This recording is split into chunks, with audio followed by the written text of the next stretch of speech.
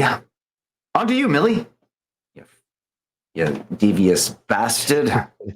Hello, everybody. It is Lee Newcomb, please, playing your favorite Xavier, also known as the Ace Millie, your local troublesome member of the group who likes to do sneaky things to help his allies, or better yet, to infiltrate into their personal persona of themselves.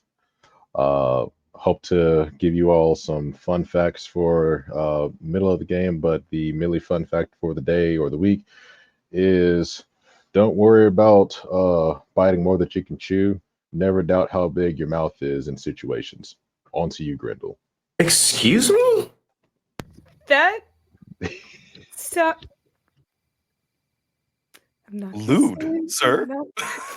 Okay, at least I am not the only one who thought it. Jeez, I didn't want to. I am that. I honestly, I am. I that wanted But to say true, this is a honestly. family channel, but it is not a family channel in any aspect. So, god damn.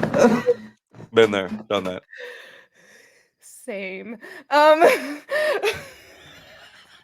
Hello, my name is Taylor, also known as Nerdy Pinup Girl on most social media platforms, mainly active on TikTok and Instagram. If you like smashable monsters, special effects, makeup, cosplay, D&D, and nerdy shit, you should totally give me a follow. I got a case of the giggles right now. We're just starting off strong today. My god. Today I'm playing Grendel Fialova. She is the 7-foot-tall muscle mommy, who is the barbarian of the party. She is trying her best to try to keep herself while also getting her goth tiefling girlfriend back, who's been taken by Mr. Balls in the Abyss, and also keeping her fucking friends alive. But, yeah, aside from that, it's fine. It's fine. It's hard. You've been the only person that's only died in this party, like legitimately, is me. Yes, but how do you think that makes Grendel feel?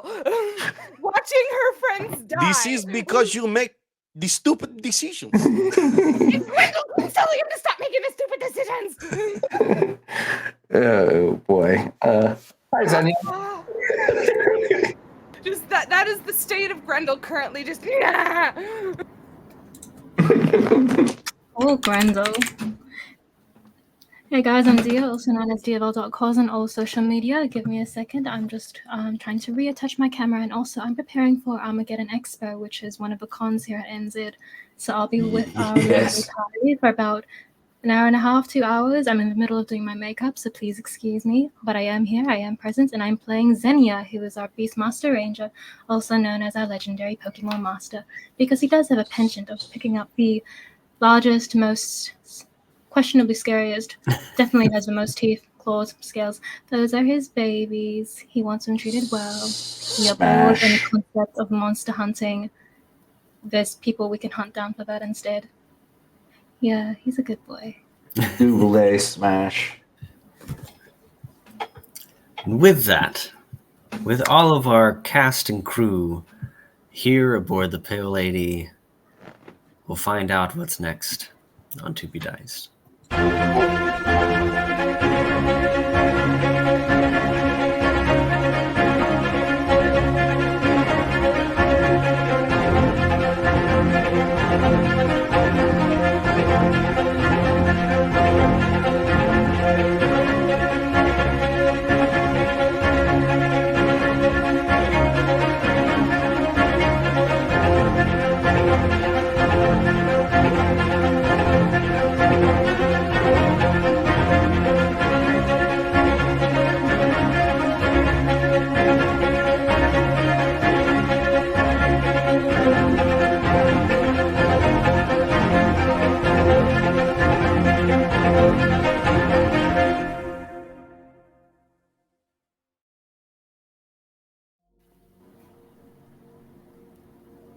The dismantling of the Crimson Tide has begun to take place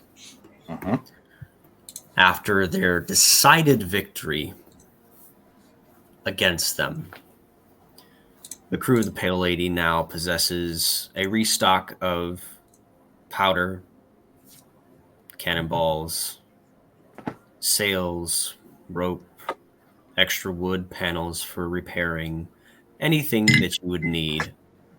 However, the stores aboard the Crimson Tide are fairly low, but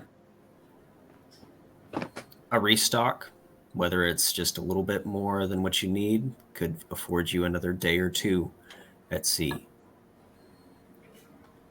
Along with this are the hundreds of people that the crew of the Pale Lady has rescued from their incarceration.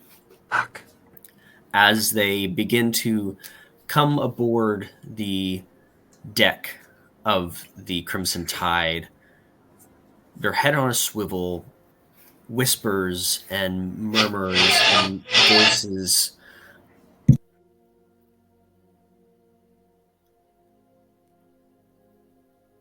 What's happening? Where are we? What's going on? You're being rescued, Huh? mate.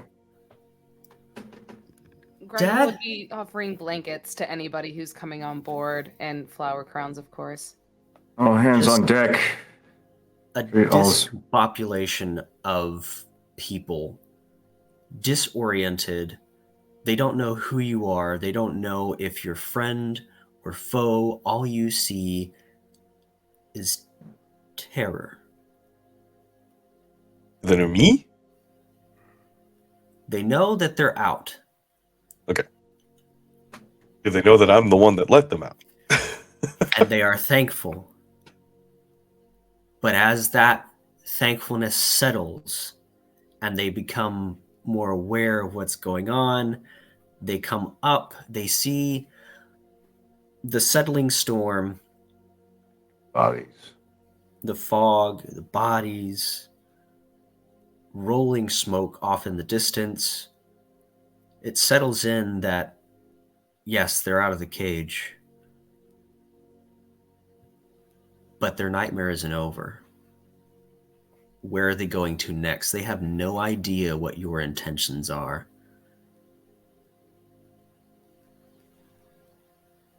And the Aquilarian shaman kind of steps through the crowd, looking less emaciated, having taken the time to rest in the waters that Emerus and Xenia were able to flood the ship with previously. I would say William would be up by the helm at this point of the Pale Lady. Looking a little rather beat the fuck up, but maintaining an air of stoicism befitting a captain. All the survivors captured aboard the Crimson Tide. Make your way over to the Pale Lady. We are here. We are your rescue. Hello, my name is Grendel. You're safe. Here is a blanket and a flower crown. And she is just trying to make everyone feel as comfortable as possible, considering that they've probably been being taken prisoner is not an easy thing. And so she is trying to put, if there's any small children, especially, she will be trying to, or younger individuals, she'll be trying to keep them at ease the best she can. And if anyone is looking upset, she will go and comfort them the best she can. William calls for all hands on deck at this time, directing any of the sickly and injured down towards the medical bay of the Pale Lady to get them immediate treatment that they can afford. By this time, Grayson and William had already been reunited. That's correct, right? This will be Or is this before? This will be slightly before that. Okay. Just to make sure that we've covered all our bases. I know the last little bit of RP in between things at last session could have been a little bit rushed just because we were already running on the later side of things. Yeah. So if there was anything you wanted to do in the meantime, in between things, go for it.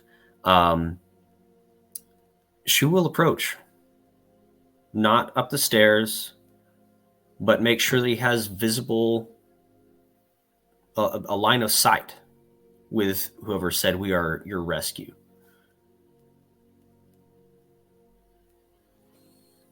And where do you plan on taking us? I'm not taking you anywhere, mate. I have a door. I'll get you back home. I can get myself back home. You worry about the others that require land. This individual that's talking to me now, he definitely stands out at this point, right? Definitely stands out. There are perhaps other blue-skinned individuals, but this one has glowing. I guess my question should be more. Direct, pointed. Have I ever interacted with Aquilarians before? No. Okay, so Tritons possibly. Yeah. Tritons, Sea elves. Merfolk. Yep, sea elves. Aquilarians would be a different experience. Okay. I would say with that factor in mind, yeah, it would catch his attention. What's your name, mate? I am Shuthalar. It seems to be your lucky day. You have a rather well-connected interest party that was seeking your rescue. And who are they? They go by many names, mate. One of them, Trevor Belmont. I don't know if that stands out to you or not. That does not That's strike my memory. Am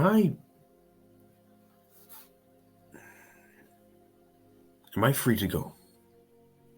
for the time being, not exactly. You'll be boarding the crew of the Pale Lady, but the rest of these survivors will be escorted back to Grand Soren. So you are not our rescue then, merely a repackaging of our prison.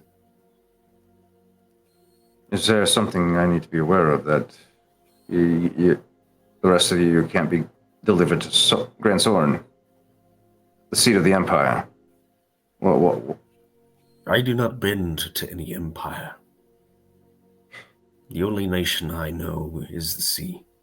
So your concern is more based out of self. My concern is my people, Yes. and my companion that I was separated from. That's another point. My newly promoted first mate Xenia seems to have made friends with your aquatic creature.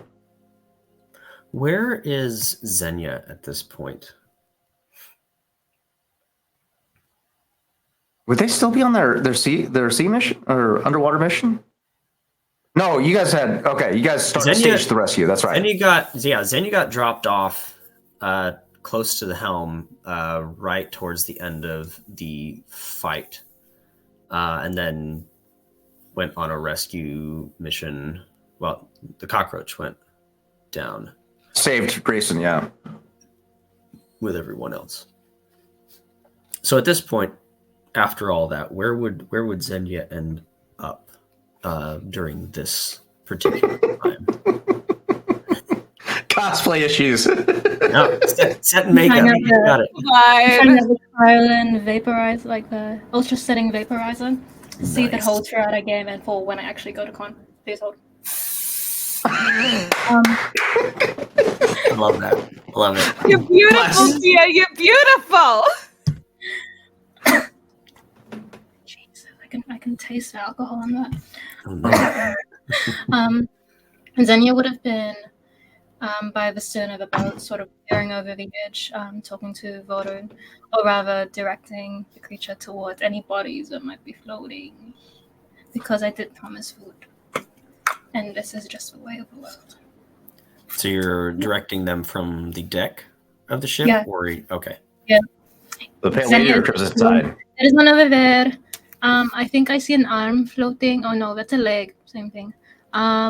There's two, like right to your left. No, sorry, my left. Like leaning to the barrel. Do you see? Yes, that one. Yes.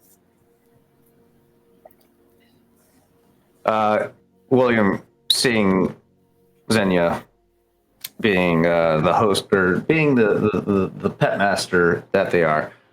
Xenia, I believe we found Sure. our mission or charge, I should say. The blue fellow with the markings. Indeed. To which Xenia is going to sort of like wave his arm to catch Vardin's attention. I'm gonna call you Shuth, mate, because your name's too fucking long. That's Shuth? William. That is very rude, William. You should always call somebody by the name that they are given. Shuthel, It is Shoo. Shuthalar. You may call me Shu. Most people do. Shoo, even better. I like that. That's a lot better than what I came up with. Shoo, this is my first mate, Xenia. Master at Arms, Grendel. And Xenia and my other compatriot, Emerus, were responsible for your rescue. Yes, I have met one of them. I am deeply in their debt now. You said Vora is here. Yes, your friend missed you dearly. They were looking for you.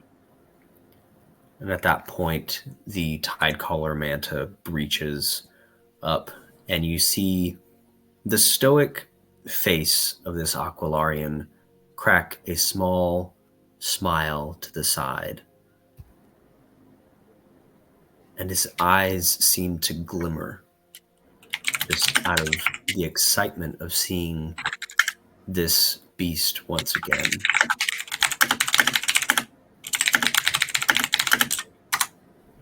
You have brought him to me. Xenia, is it? Yes, it is what I said we would do, and so we did. You do not know what gift you have given, but I shall give one in return of equal value.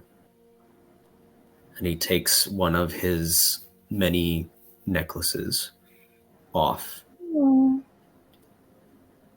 This is Vora's first tooth. Lost it, jumping on some bones. I give it to you. Are you sure you need to? Yes, We were happy to help. I have many more, and I have many other memories with him. This bears the spirit of the tide collar manta. And should you need aid at sea, don't hesitate to call upon it. And he hands it to you. Xenia accepted very gingerly, worried as if he might drop it at any moment, and just admires the tooth in the light. Thank you. I will cherish this truly. Along the side of the tooth are intricate, swirling carvings, but they were not made by any tool.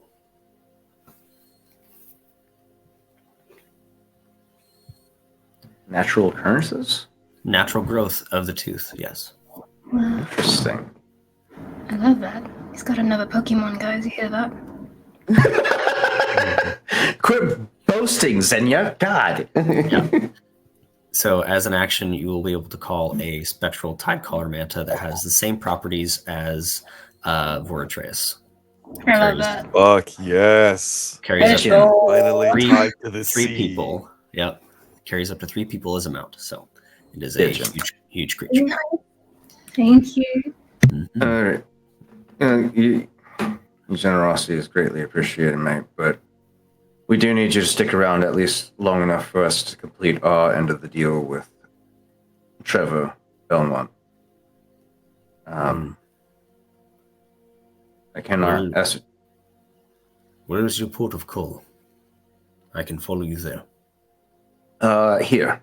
We can call him here. We have reason to believe he's a devil. He can be wherever we need him to be. I knew I didn't like that guy. For the time being, you have shown me kindness. And I will wait. However, I will not go one more nautical mile on any vessel. Do you understand me? Just help us finish our deal. I do have one question for you, mate. Why would a devil be so interested in you, in your rescue? Don't actually know. I don't know that he's a devil, but I'm suspecting him that he's a devil. I mean, the motherfucker shows up at the most inopportune times. You can only surmise after a certain point. Like, this motherfucker just bamps anywhere he wants to be. Too convenient. It's too convenient. Why a devil would want someone like me, I cannot say. However, I am the shaman of the Aquilarian people, and I keep their verbal history. Perhaps it is knowledge they seek.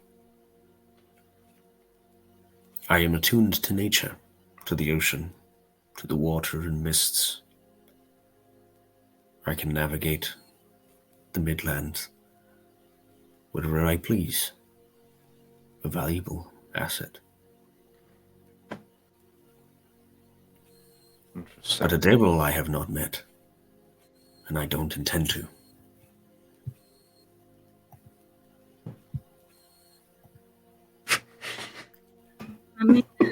I'll let you take over. My bad. I'm trying to let you. All right, let me do it. I'm doing the thing. Yeah, no, William considers these words carefully. Turning to Xenia.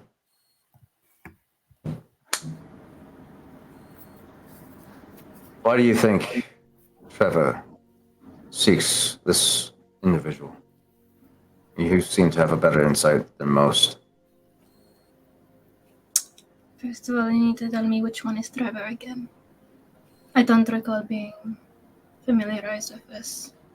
In other words, Dio, I don't think was here for that. You tripped the individual going off the ship before you. Oh, right. Left. What did he want? I simply did not like him. Just I pure don't vibes. like him either. Just pure vibes. Just no, we're not doing this. With Xenia's insight, yeah. He wanted. I don't know if Xenia would have this information entirely, but William and I believe Emrys would 100%. They wanted the Aquilarian shaman rescued. Yep. They wanted the supply of black dust destroyed in Port Karashi. That is another very interesting point. Yeah, we need to talk about that. And they wanted one more thing. You know what? That actually makes sense because the hells and the abyss have always been at fucking war. So you know that fucking makes sense. Player above table talk. William probably doesn't know that. Yeah, they wanted a few things. Rescue of Aquilarian, destruction of black powder. There was another point that you talked about. I can't remember right now because I didn't write it down, unfortunately. But yeah. Yeah, no, William is just basically trying to get your surface thoughts on Trevor. So, from my understanding with what interactions we've had with people, when one person seeks another, usually it is for something perhaps unique to their kind, that is an ability only they could provide. Or similarly, perhaps Shu has unique abilities that Trevor seeks for whatever reason. Or perhaps it's simply a grudge, they do not like him either.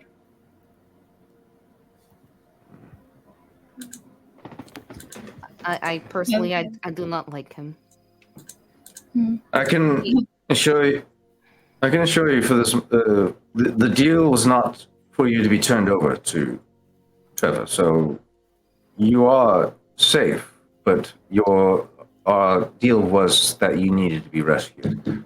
So, I will make sure to beat him up if he tries to take you. I promise. I don't like him. Have you had any dealings with this individual before, Shu? Previous history? Trevor, no, I have not. I was recently on the way to the island of Nin to talk with a certain Killian Thorn about a matter of utmost importance. Malfort, not Belfort. Malfort. Rhizon. The other name that he's known by is Rhizon. Trevor Rhizon, I do not know these names. I'm sorry. What do you know of the Midnight Court? Emrys is just going to walk back out on deck. Midnight Court, is that anything like the Summer Court or the Winter Court of the Fae? The Midnight Court's more of like a cult. They're beholden to the abyss, yeah. I don't know anything about them. Okay. Oh, you pose a lot of questions with your presence as far as the interest of this individual Rhizon. But, yes, you won't have to travel aboard our ship, but just please remain near us long enough for us to establish communication with this individual so we can confirm your rescue to him, so we can get the part of our deal in return. As I said, I'm in your debt. I will remain close. Say something very quickly, Captain. Sort of. I hate to literally play devil's advocate if he is what you think he is. However, it is strange for a being such as that to simply want the rescue of someone.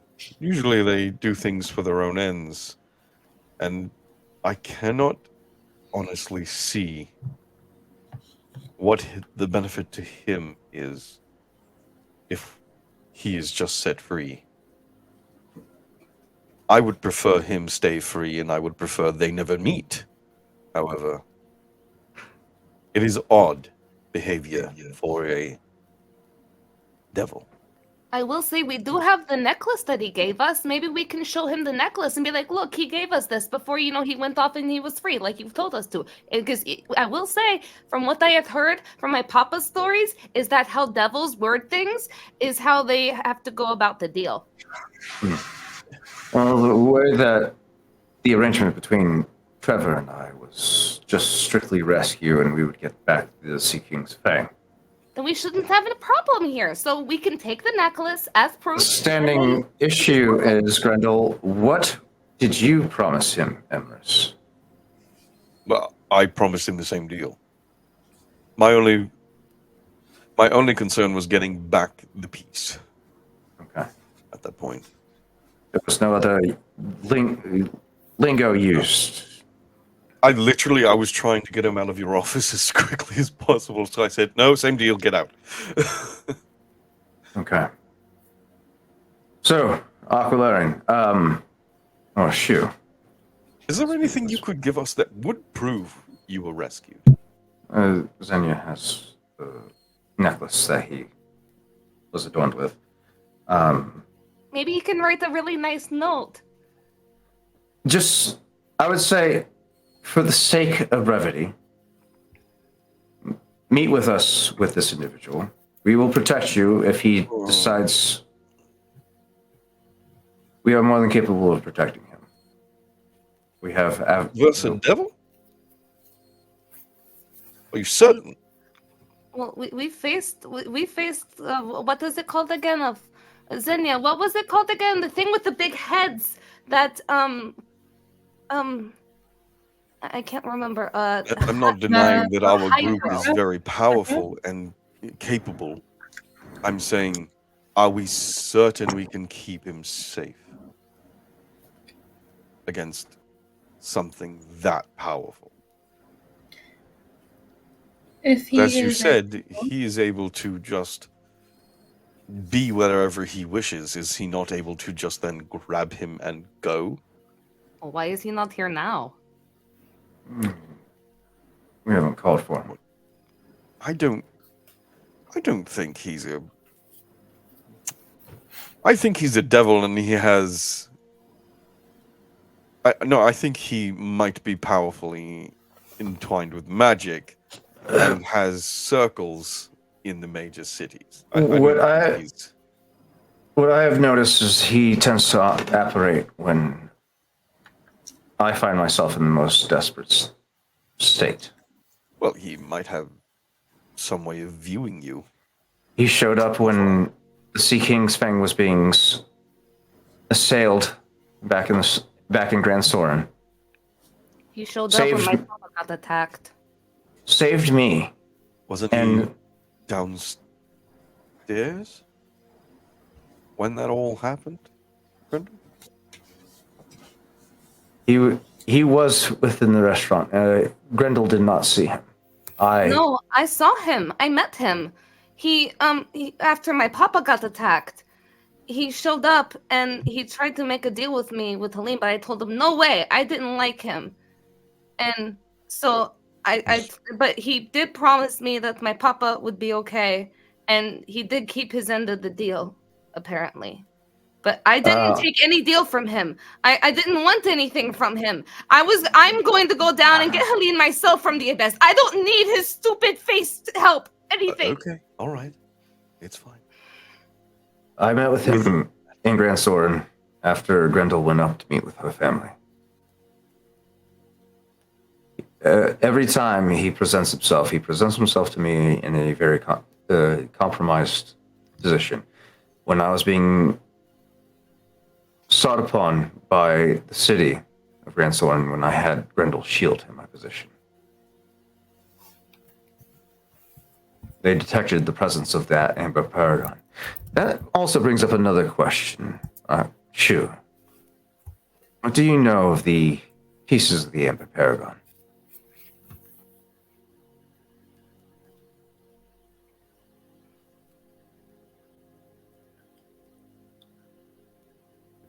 Perhaps we know it by a different name. He looks over at Grendel and points at her arm, the buckler shield. Yes, this is this is the piece of the Ember Paragon. It's helped protect me and my friends. But it's been a little weak as of late.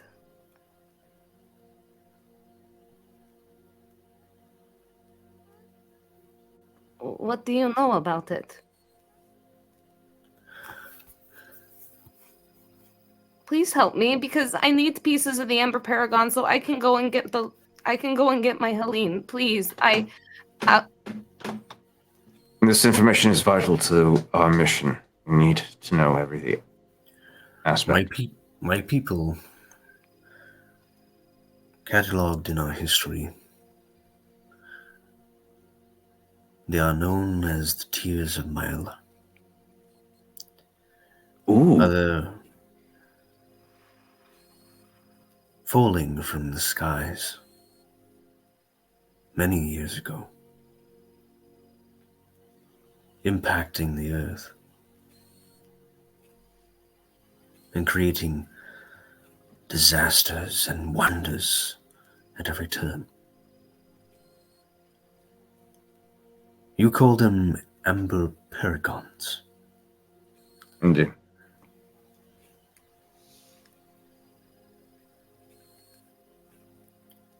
What do you need to know about them? Well, our friend, what was his name again, William? Our dragon friend. William never met him. Oh, fuck. So William Fuck. looks at you very, very confused. Like, Oh, fuck. you're Remember the that only William person that said knows he his name. Can I do it? Can I do a history check? I ran. No. God damn it. You have a friend that is a Arendor? dragon. Pardon? You have a friend that is a dragon. Yes, I do. He has a big library, and he's really good with whoosh magic. But he was the one who said me and she kind of sits for a moment, as she can't seem to remember something, and you kind of see her get sad for a moment, as she just kind of shakes her head, and she goes, "Me and my friends." To go get the Ember Paragons.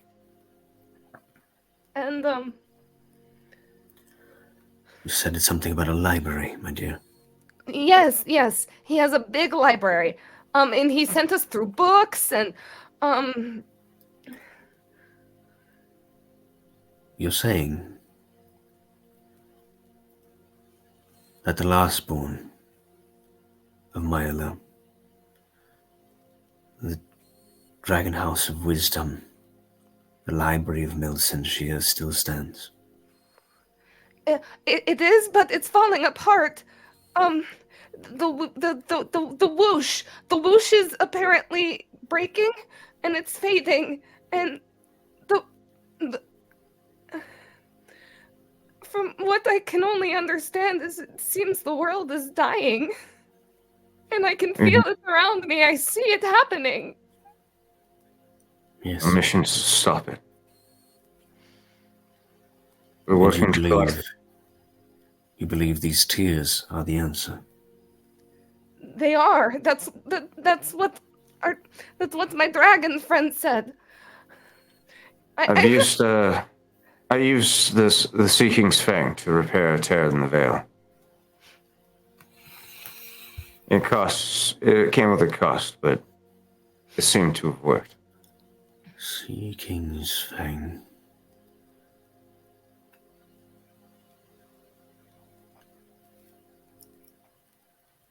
Tarkilion. Tarkilion. In my people's language, the sword of Erendor, god of the sea. You wield Tarkilion.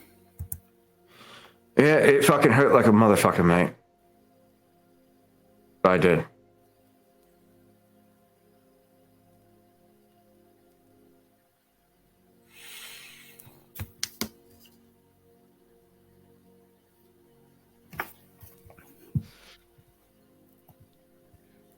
Does Xenia Go ahead. still have the gauntlet on, or is it still in Rico's mouth? No, it's on me now. I got it back from Rico once Emerus made it clear where his true allegiances were.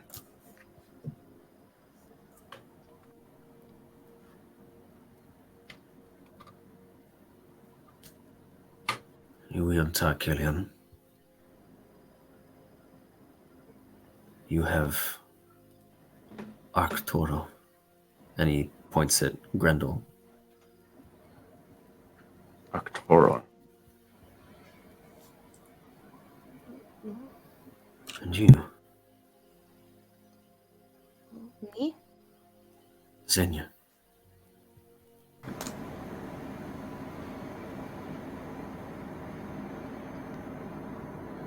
You have Balsar.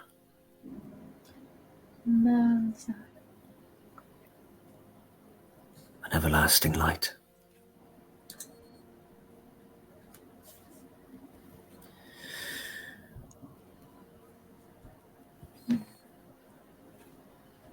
So you are Yeah, looking for more of the pieces. This power that you have acquired is not enough between Tarkelion, Arcturo, and Balsar. We wish to find them so that we can put them back together and place them back in the library, yes? It's That not was my understanding. power yes. for our sakes, it's to aid the world. I have a vested interest in preserving this world. I don't care if my life is destroyed in the pursuit of it, but All of us do. I would like for you not to die to save the world, but I need the world to be safe so I can bring Mehaline back to a safe world in a world that isn't falling apart. it seems that together these embers, these treasures, are the only things that can continue to hold the world together. It is true. All life flows through them. Not just the Amber Paragon. The others as well. Everything in balance. However, your quest is noble. And of the utmost importance. But I'm This devil- afraid I do not know where these pieces are, if that's what you were implying. If I can help in any way, I will. I was hoping that maybe you'd give us some insight, but your life does play a vital point in the recovery of one of the pieces. This individual, Trevor, that we spoke of, is currently in possession of the Sea King's Fang. The return of that piece was dependent on your rescue. Then let us show him I am alive.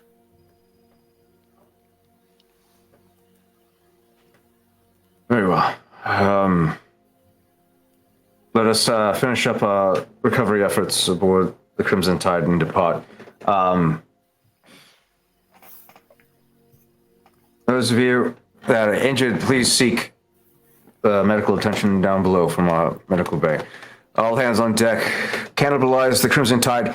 Once you are done, sink it to the bottom of the sea so it may never sail this sea ever again. Aye, scuttle the ship. See, I told you I like the sea terms. As he gives that call out, that's when he makes his way towards he's gonna make his way towards Captain Vipper first. William, a word. And you'll just hear Xenia's footsteps sort of like pattering after you. Yes, what can I do? You did not react well when I pointed this out in front of others before. But just before, or rather in case it escaped your notice, the girl with your son, did you realize she has your eyes?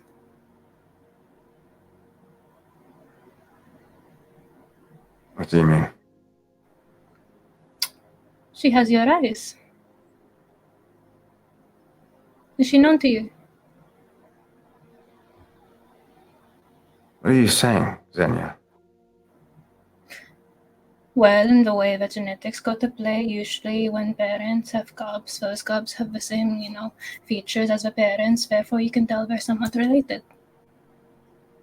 Are you implying that I have another child that I don't know about? Are you suggesting you were not aware? It seems quite like if you were to stand in between both of them, it's a very clear relation to me.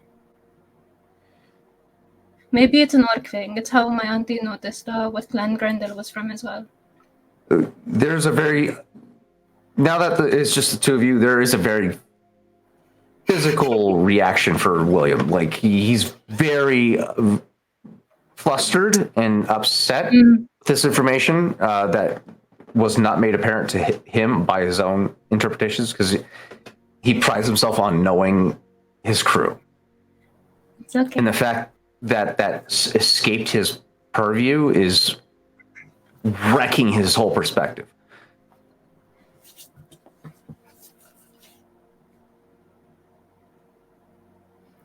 Are you telling me I have another child?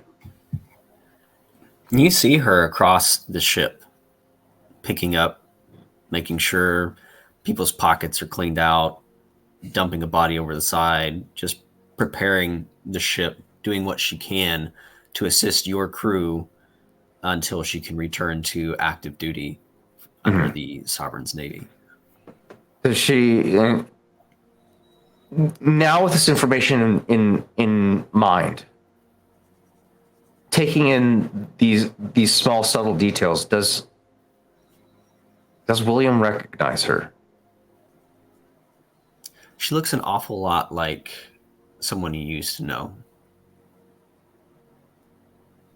Someone that you've had at least a few passionate nights with.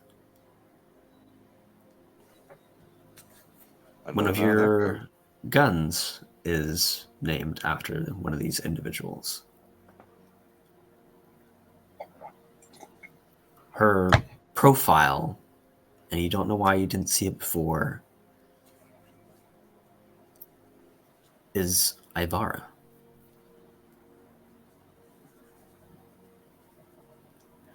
And it flashes into your mind Lieutenant Loravir.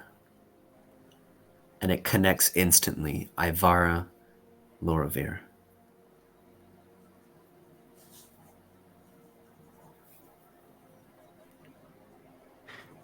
Well, the fucking chances that two of mine can make their way into the Navy. Not a fucking word to the rest of the crew, please, Xenia. I don't need a repeat of what happened back in Embershot.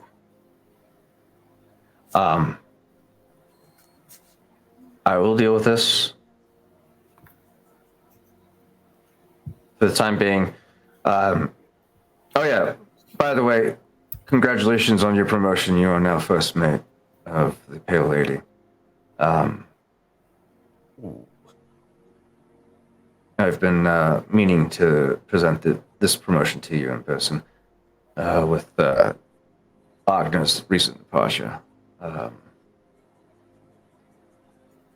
You are the closest thing that I can trust and respect out of this crew. Your opinion is vital to how we operate, and you know how to temper me. So,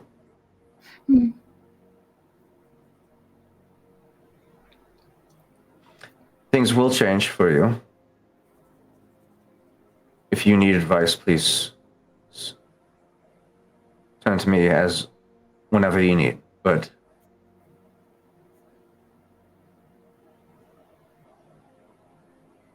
you will be taking on a more burden with this crew. You understand that, right? I understand. I will ask frequently, I imagine, but I will do my best. Good. I do not wish to disappoint any of you. Not when lives are on the line as we are. Ideally, I would have liked to have trained you more, but I feel you will be able to take on this burden despite the stresses that will be presented and be able to thrive under it. The few times that I have been able to work with you, you've proven yourself exceptionally. And I respect your opinions. You see Xenia sort of just stand up a little bit straight there, sort of pleased with himself. He doesn't say it, but it's very clear he appreciates that sentiment. Finally, because I cannot afford a repeat of what fucking happened with Millie, he pulls out his black book. Across the front of it is embossed in gold lettering, Sovereign's Officer Journal. Below that, Captain William Marcus Powell. Full name and everything, wow.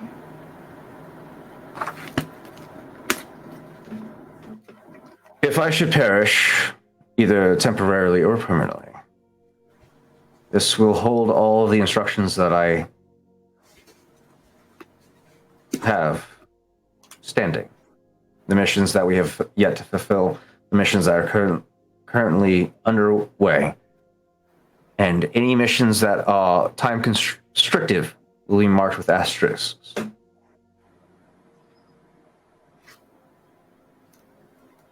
I will be continuing to hold on to this book, but you can find it in my desk in a secret compartment.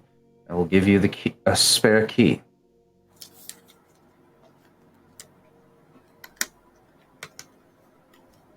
If I do die,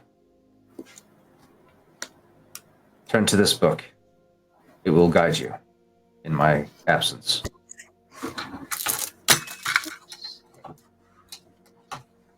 With that being said, with my death, you will be the captain of the Pale Lady. Oh, I don't know if that's such a good idea. You're gonna have to adjust to it. I'd rather not. Might I So- suggest You should not die. you consider a first mate should that case arise, but I don't. I'll endeavor to not perish.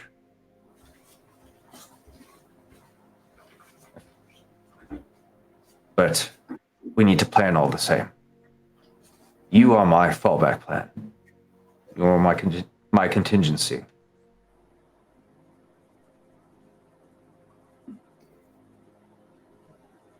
That being said, get back the fuck on the ship. I have some looting to do, and I'll see you back on the Pale Lady.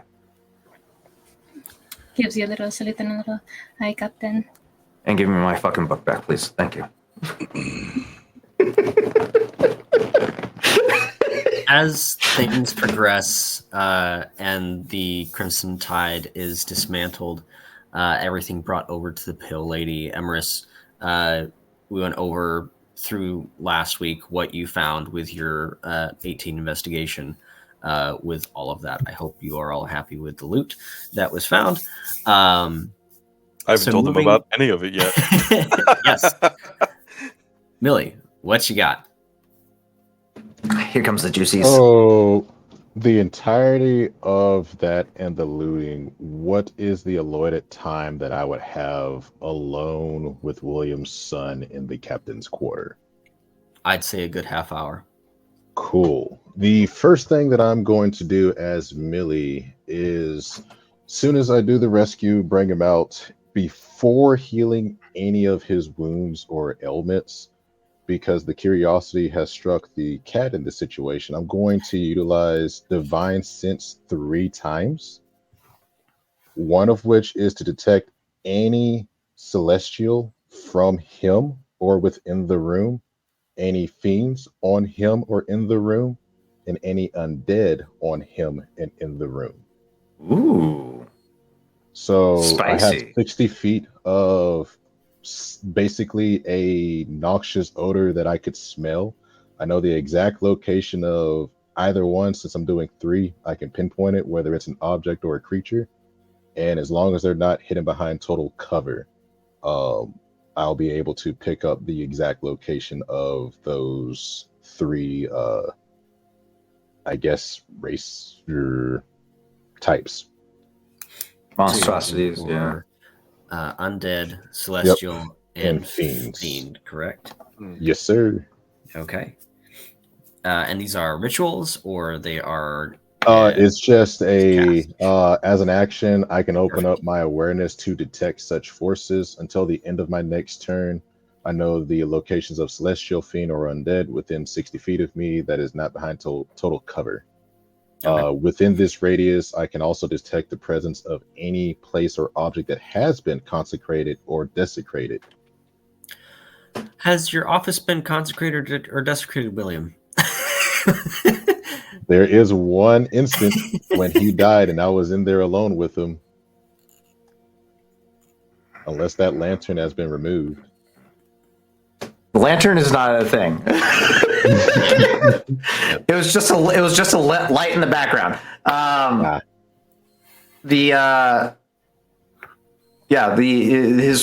His thing. It shouldn't be desecrated or anything like that. But he is undead, so you detect him off in the distance for sure. Yeah, so coming inside of that 60 feet, you would sense William, but you are familiar enough with his noxious odor that you can recognize that it is William and not some other nefarious fiend or undead. You do not sense any fiend, undead, or celestial in the 60 feet. Beautiful. All right. The next thing that I'm going to do is overlooking William's son. I honestly forgot his name, but I'm going to Grayson. I'm going to cast divination, and I'm specifically looking at Grayson for the next 7 days. Any main specific goal, event, or activity that will occur to him, whether specifically looking to see if he is a key piece in a ritual for William's body replacement, or why he was the sole target of the Scarlet Brotherhood. So I'm trying to basically see if William were to die, the only reason why we air quotation saved his son was him to have a new host to transfer into.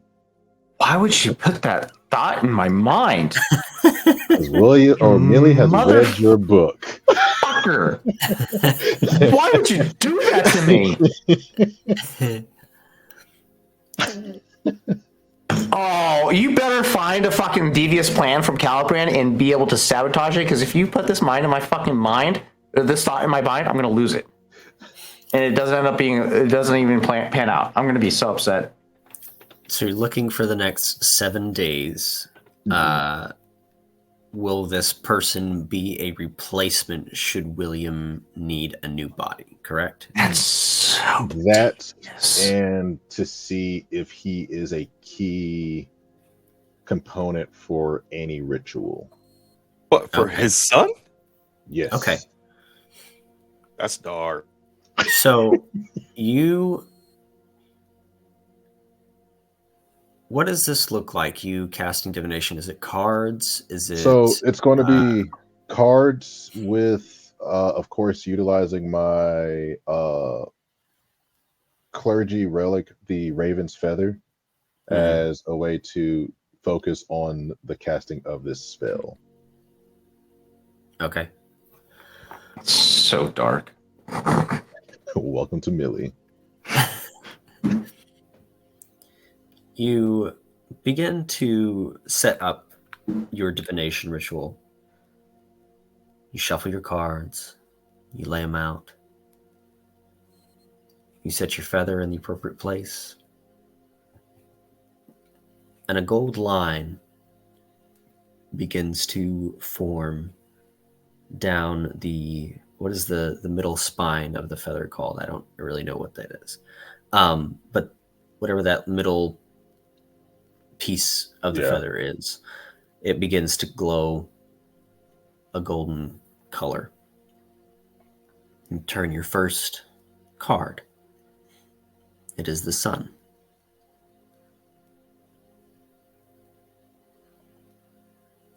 You turn your second card. It is a card of redemption. The Rackus. I looked it up. Thank you. Thank you.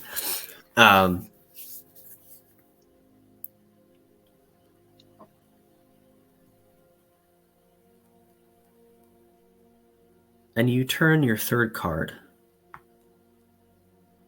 It is death. And as you turn it and lay it, it splits, completely sliced, as if cut by a sharp blade. And you gain a vision. Grayson, marked with a symbol on his forehead, clad in chains, connected to the person in front of him with chains upon chains upon chains, each walking in a line, trudging towards a large gateway marked with red runes, and each one is consumed by this portal. Okay. As the vision continues, the chains break and fall off, and you are returned to the room with Grayson in front of you. This was the destination of Grayson and those that you saved. A fate interrupted, a death prevented. As you are divining whether Grayson is to be a body replacement for William, that is not in the cards for the next 7 days. Okay. And the last thing that I'll do, just to make sure that I'm correct on time, you said half of an hour or an hour and a half? I could not remember. I'm sorry, what was that? The time that I had before, while everything was being done above deck. Half hour, so 30 Half minutes. hour. Crap. Yep. Yep.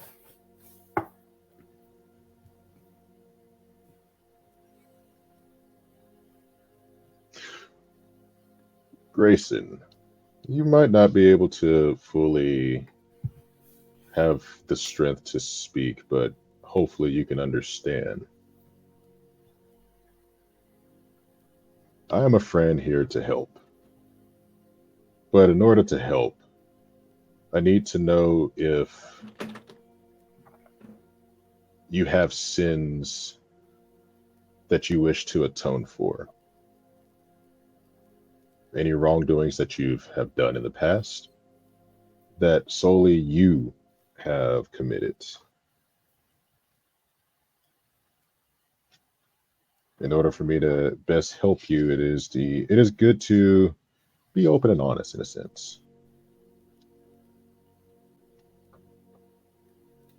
As Millie is currently now trying to heal with the medicine check from before his broken leg, I think it was. Yeah, so we've already kind of gone through all of that.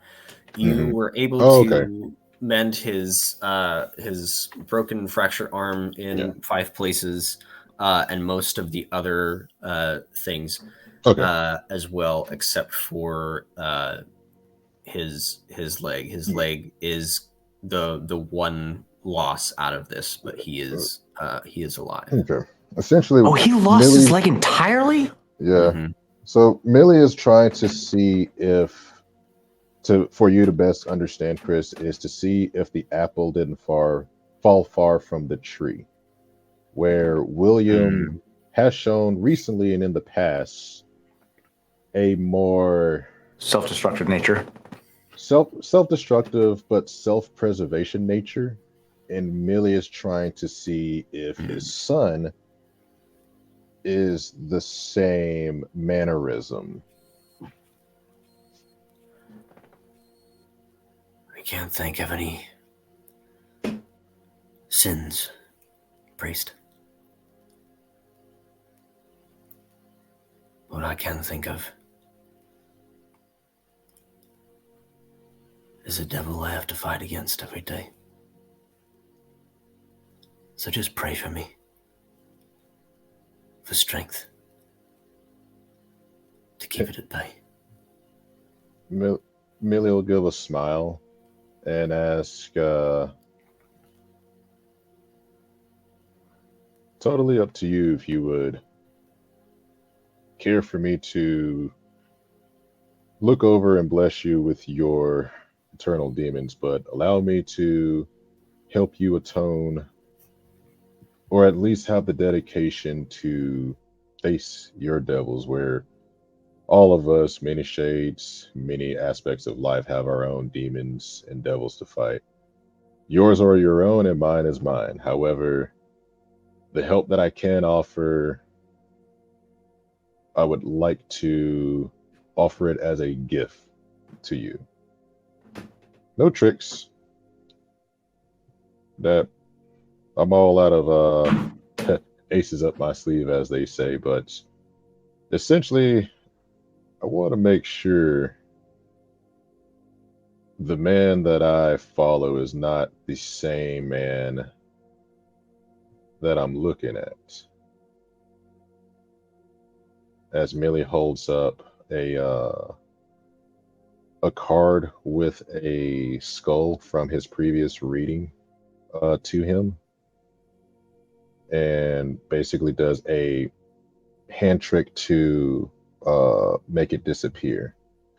Up to you if you would like to allow me to give you a boon, as to say, for the adventures in the future for you.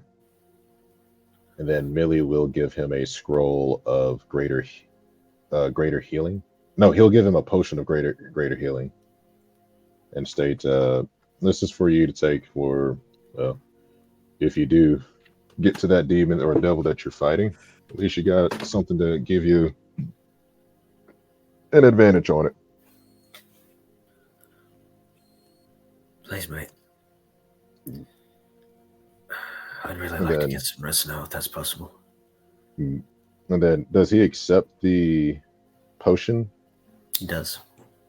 So from there, Millie is going to attempt, while all of this was happening, he's going to attempt to cast Ceremony to utilize atonement for him. Or not atonement, dedication. So that way, whenever the target makes a saving throw, if he's a willing, oh no, he just has to, I just have to touch him, and if he wishes, doesn't have to be my god, but his god for the next 24 hours, whenever the target makes a saving throw, he can roll a d4 and add that number to the roll or save, and the creature benefits from this right only once. Okay. So this will be on a saving throw.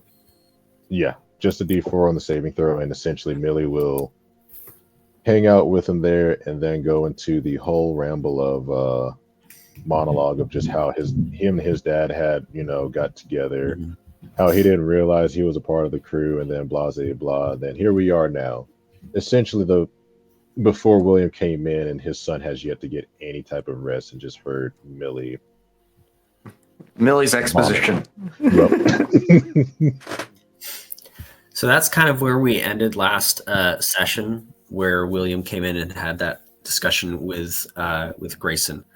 What are your next steps?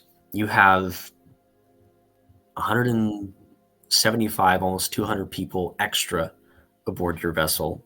It's riding a little low. It's a Leviathan hunter. Yeah. But it's still riding a little low. So this is after Williams picked up the chains, right? From Vipper. I started thinking about it during our week-long break, and William would have considered this option too.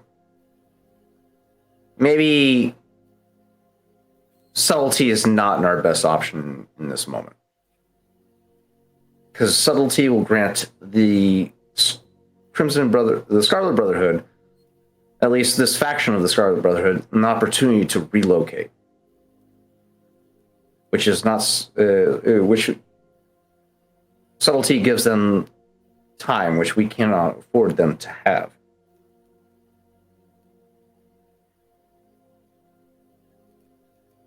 So he calls for a meeting of the lieutenants before he finalizes his final thought process. But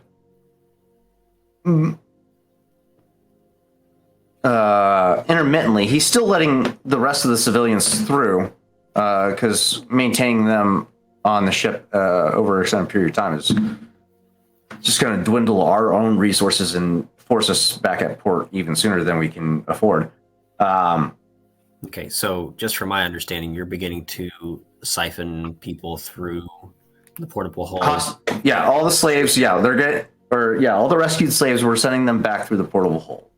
I'm also assuming, just for sake of brevity, that we've explained that to Baylor, and you've come up with some sort of strategy not to just rush everyone through at the same time.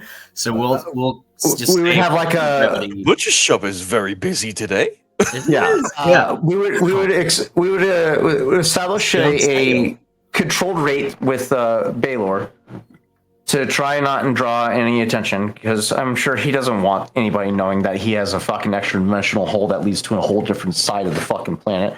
Or we would exchange ideas as far as like the pacing of when we could send these rescues back. But the idea is to have Grayson leave around the last few survivors, because what we decide in this moment is going to decide the rest of the pace of this plan. So intermittently, after discussing with Baylor what the idea would be, call for a meeting of the lieutenants and begin discussions. All the while, breaking for cover, remaining in place is not the ideal situation, because we are damaged. The Pale Lady is damaged, so staying out in the open by this island is not ideal.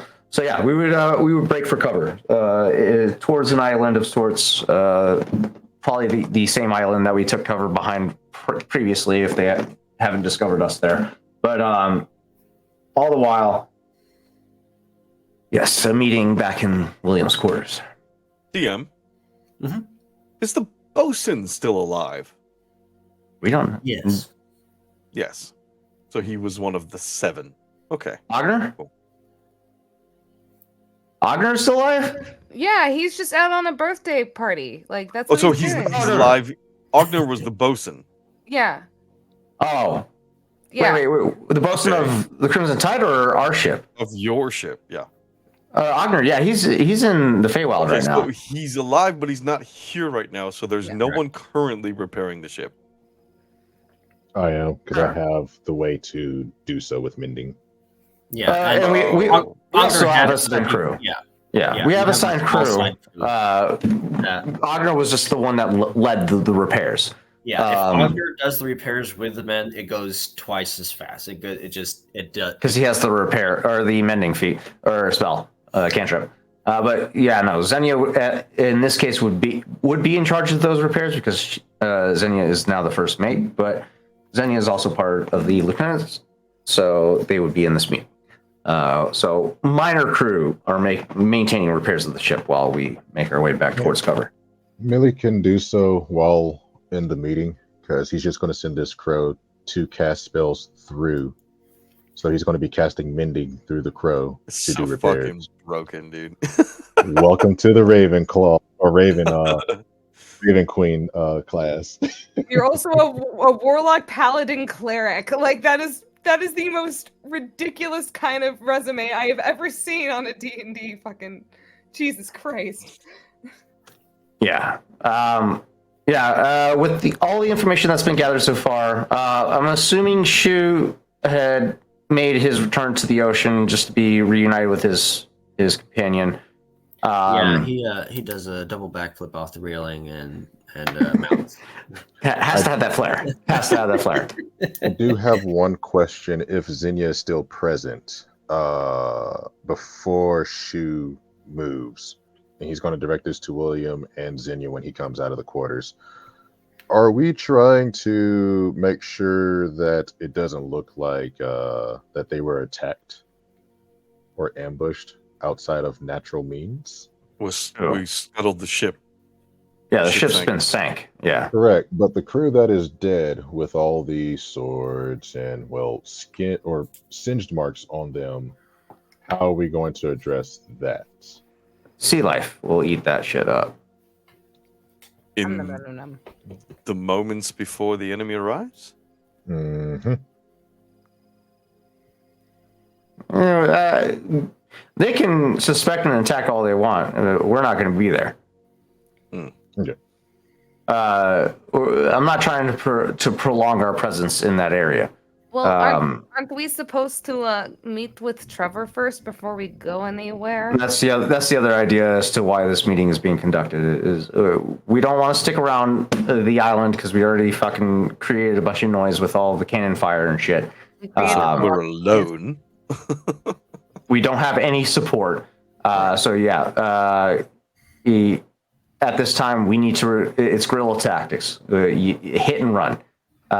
So yeah, we're making our way back to cover. Inside.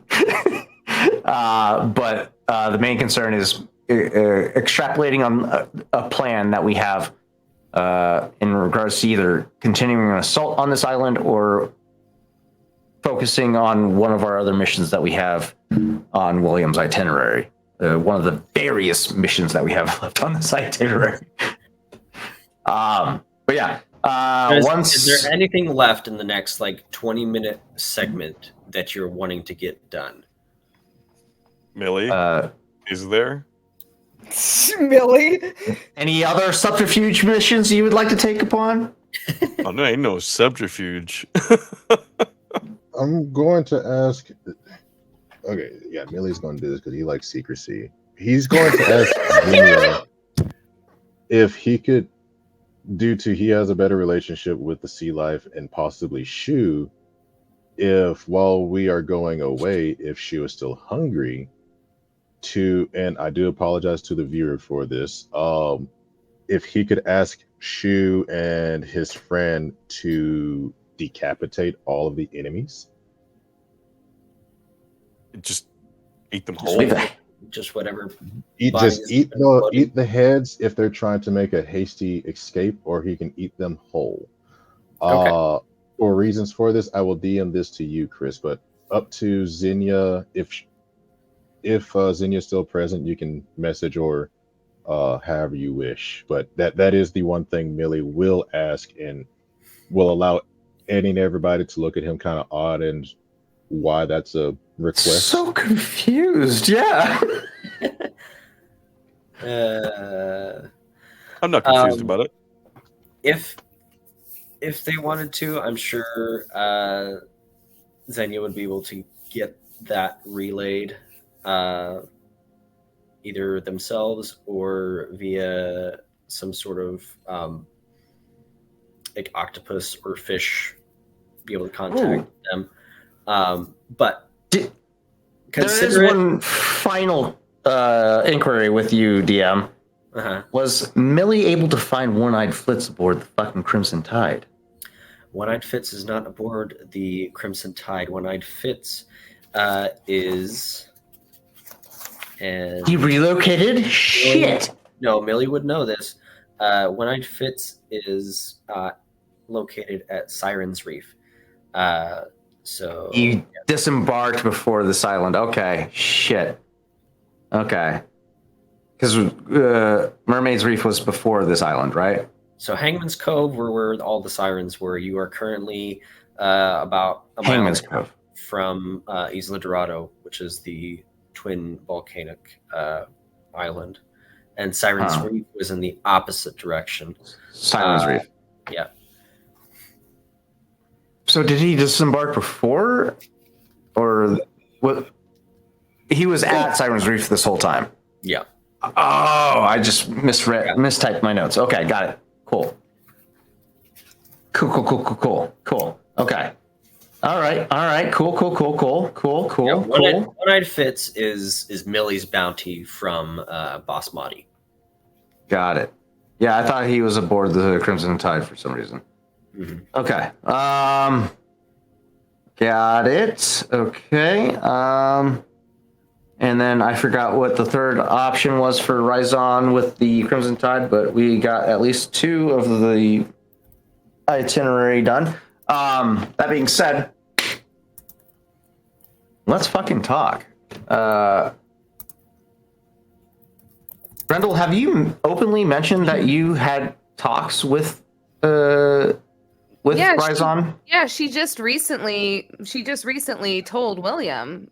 She's like, no, I met him. Like she just recently had, because you guys were talking about Trevor, so That's right, yeah. she was That's like, right. no, I did see him. He tried to offer me a deal when it came to Helene, and I was like, no, I'm going to go get Helene myself. Fuck you. Okay. So Yeah. I remember. All right. So we have. It feels like we're being pulled in every fucking direction all at the same time. Which is the nature of our mission. I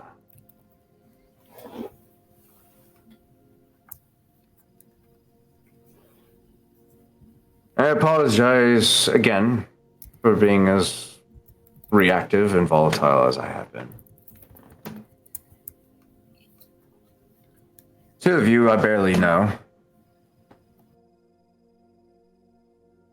The rest of which I am extremely protective over. I feel you should be able to understand my apprehension of trusting two members that work within shadows primarily. But you have conducted yourselves respectively, which is worthy of accommodation.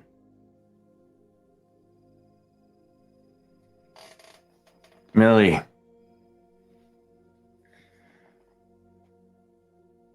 Thank you for saving my son.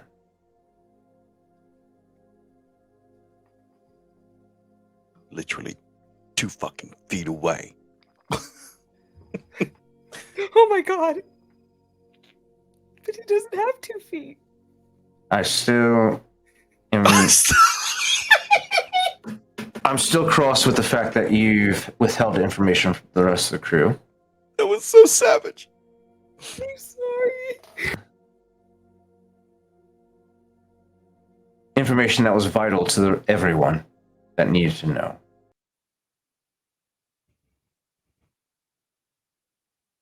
But you continued to carry out the mission set before you, which cannot fault you for.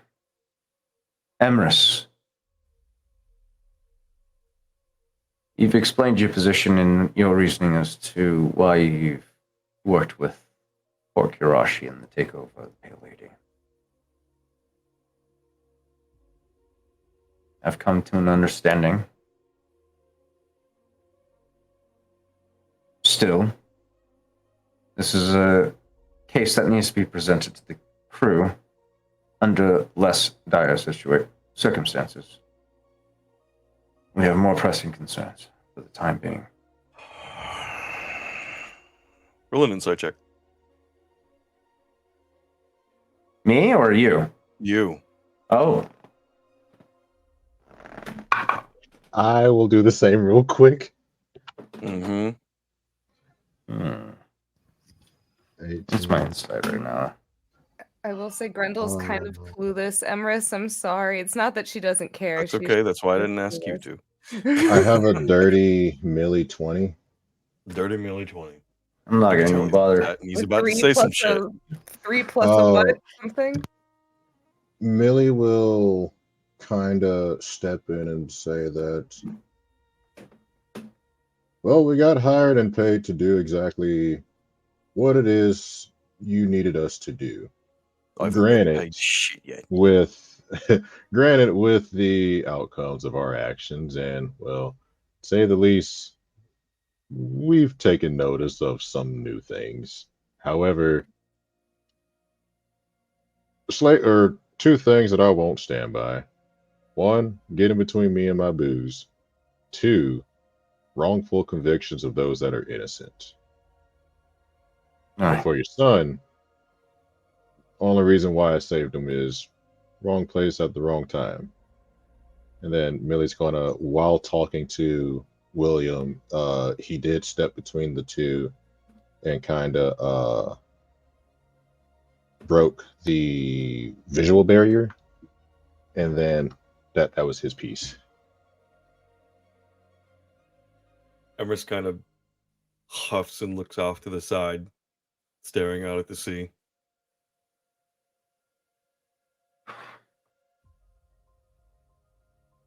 I pride myself in being able to read my crew. I've mentioned this many times before. While most of you have conducted yourselves to the extent of your capabilities, I still feel like some of you are holding back, which is putting us at jeopardy. That's when he sidesteps from Millie, locking eyes on Emrys. Emrys still full bearing out to sea, not paying attention as much as he should. You may think me inept in the field of magic, which you'd be fair in your assumptions, but I still can understand the capability of somebody that is holding their full extent back. You've seen all I can do in the last several battles. I don't fully believe that, mate. Well, I don't give a shit. I can't show you things I don't have. I feel like you're capable of a lot more. I appreciate the confidence, but I'm not.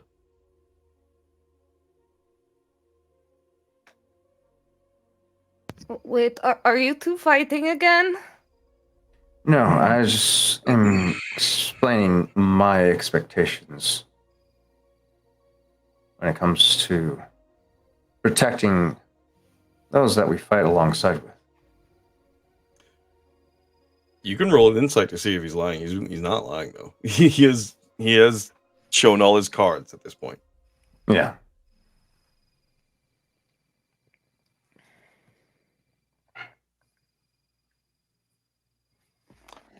Okay. At this point, I think Grendel actually is going to roll an insight right now.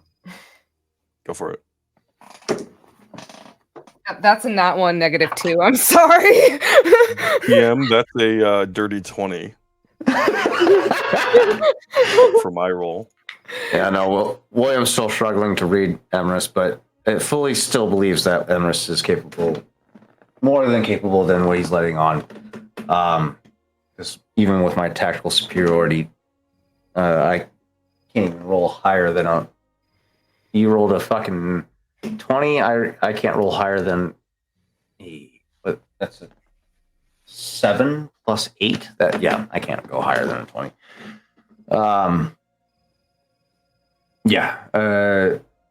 There's still a level of disbelief, but he relents.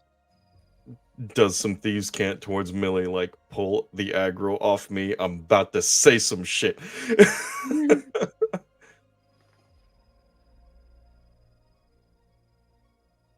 There we go. Millie will pull out his cooking utensils, so a pot and a like wooden spoon, and just bang it like, all right, well, listen, how about this? Let's discuss this over dinner. And no, Grendel, we're not going to use your little buddy. He's not about to take my goddamn job.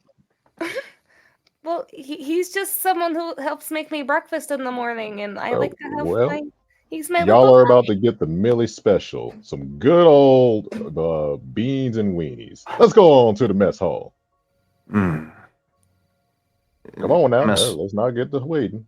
We have plans to discuss.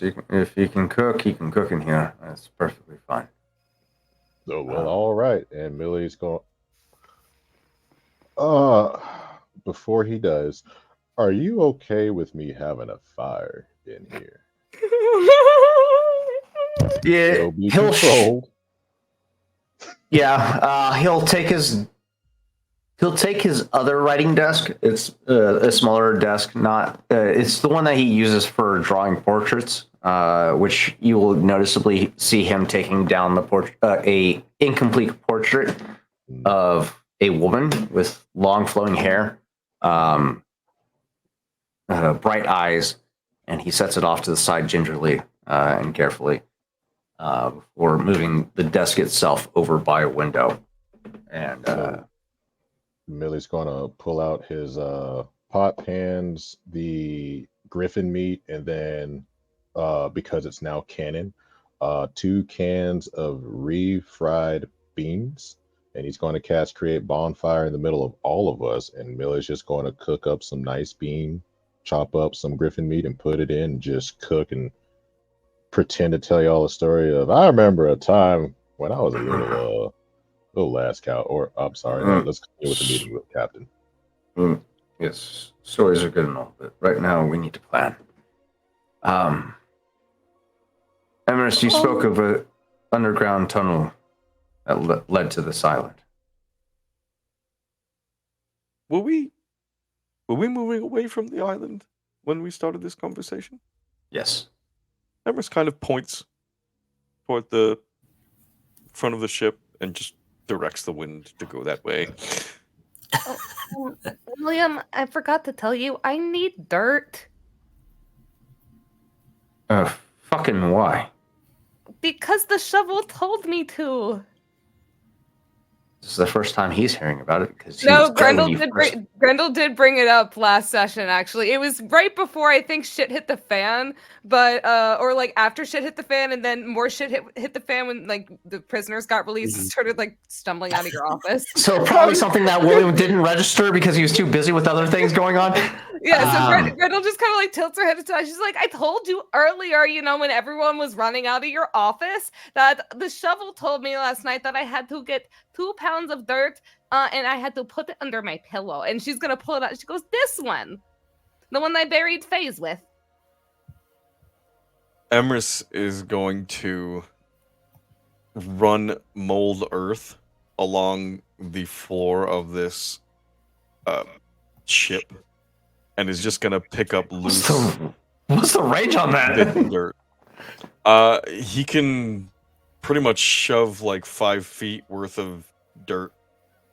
So any like dust or dirt that is on the floor, he's just pushing it along into a snowball until he's got like 2 pounds. That is so genius.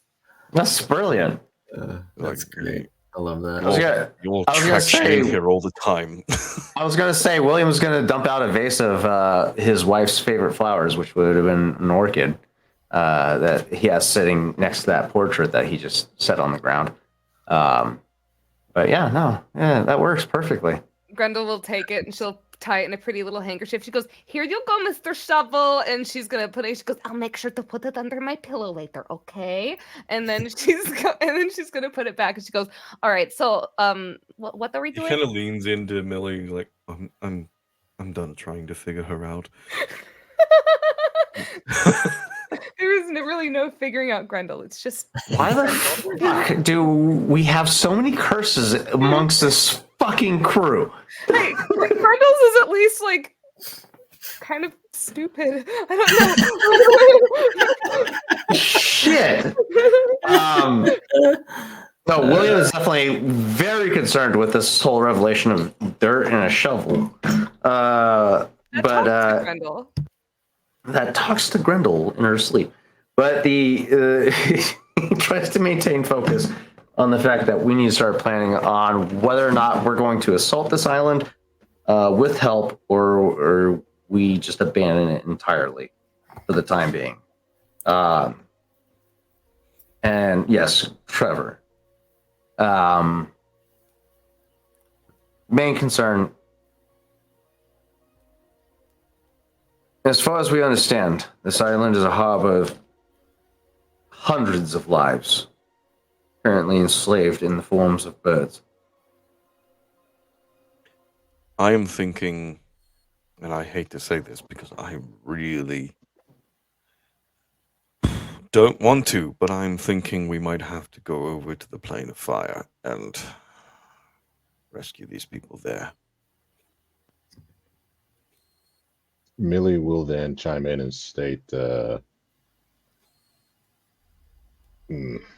well, before, and he looks to William, you came in, I may or may not have looked into the future through your son.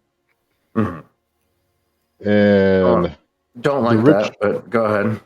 Well, it's a good thing we came in and saved them, because your son and all those that we saved were going to be offered to some portal and it was going to be their end. And because I'm a man of, well, trying to keep the ties of fate together, we severed that connection and prevented a horrific event. Can you replicate the runes that you saw? Ooh, probably should have thought this one through. Fuck. In character, Millie will Roll for memory. History check. I'm trying In to. Taylor's favorite words, can I roll a history check? I'm trying to see. So the issue would be Millie understands the cards, but he doesn't know if the others. Well, Is here's there the a thing. role that I can? You saw a vision. You saw Mhm. him in that plane. Correct. Mm. You saw the runes. Can you recreate those runes that you saw, though? I can. The issue that Millie has is trying to pick up because Emrys and him are kind of close with Speaking Thieves can't. He just wants to make sure others can't read his cards, if it makes sense. Hmm. See, William's not concerned about reading cards. He wants to know what the runes were that you saw so he can give that to his people so he can translate. Oh, okay. So then he will pull out a parchment and I will actually roll for cool on history. I don't care about Thieves Camp. I want to know what those runes said so we can identify where the fuck this portal led to. So I'm saving my last luck point. I have a 9. Is there any other bonuses that Is I the can use? fog changing color? Or didn't the fog disperse during the storm? My fog did. As you got a 9, Millie? Yes, sir. Okay. You William and Zenny are the only people that can pilot the ship, by the way. you recall one or two, but not a complete set of them. And as you're racking your brain to try to remember what these things look like,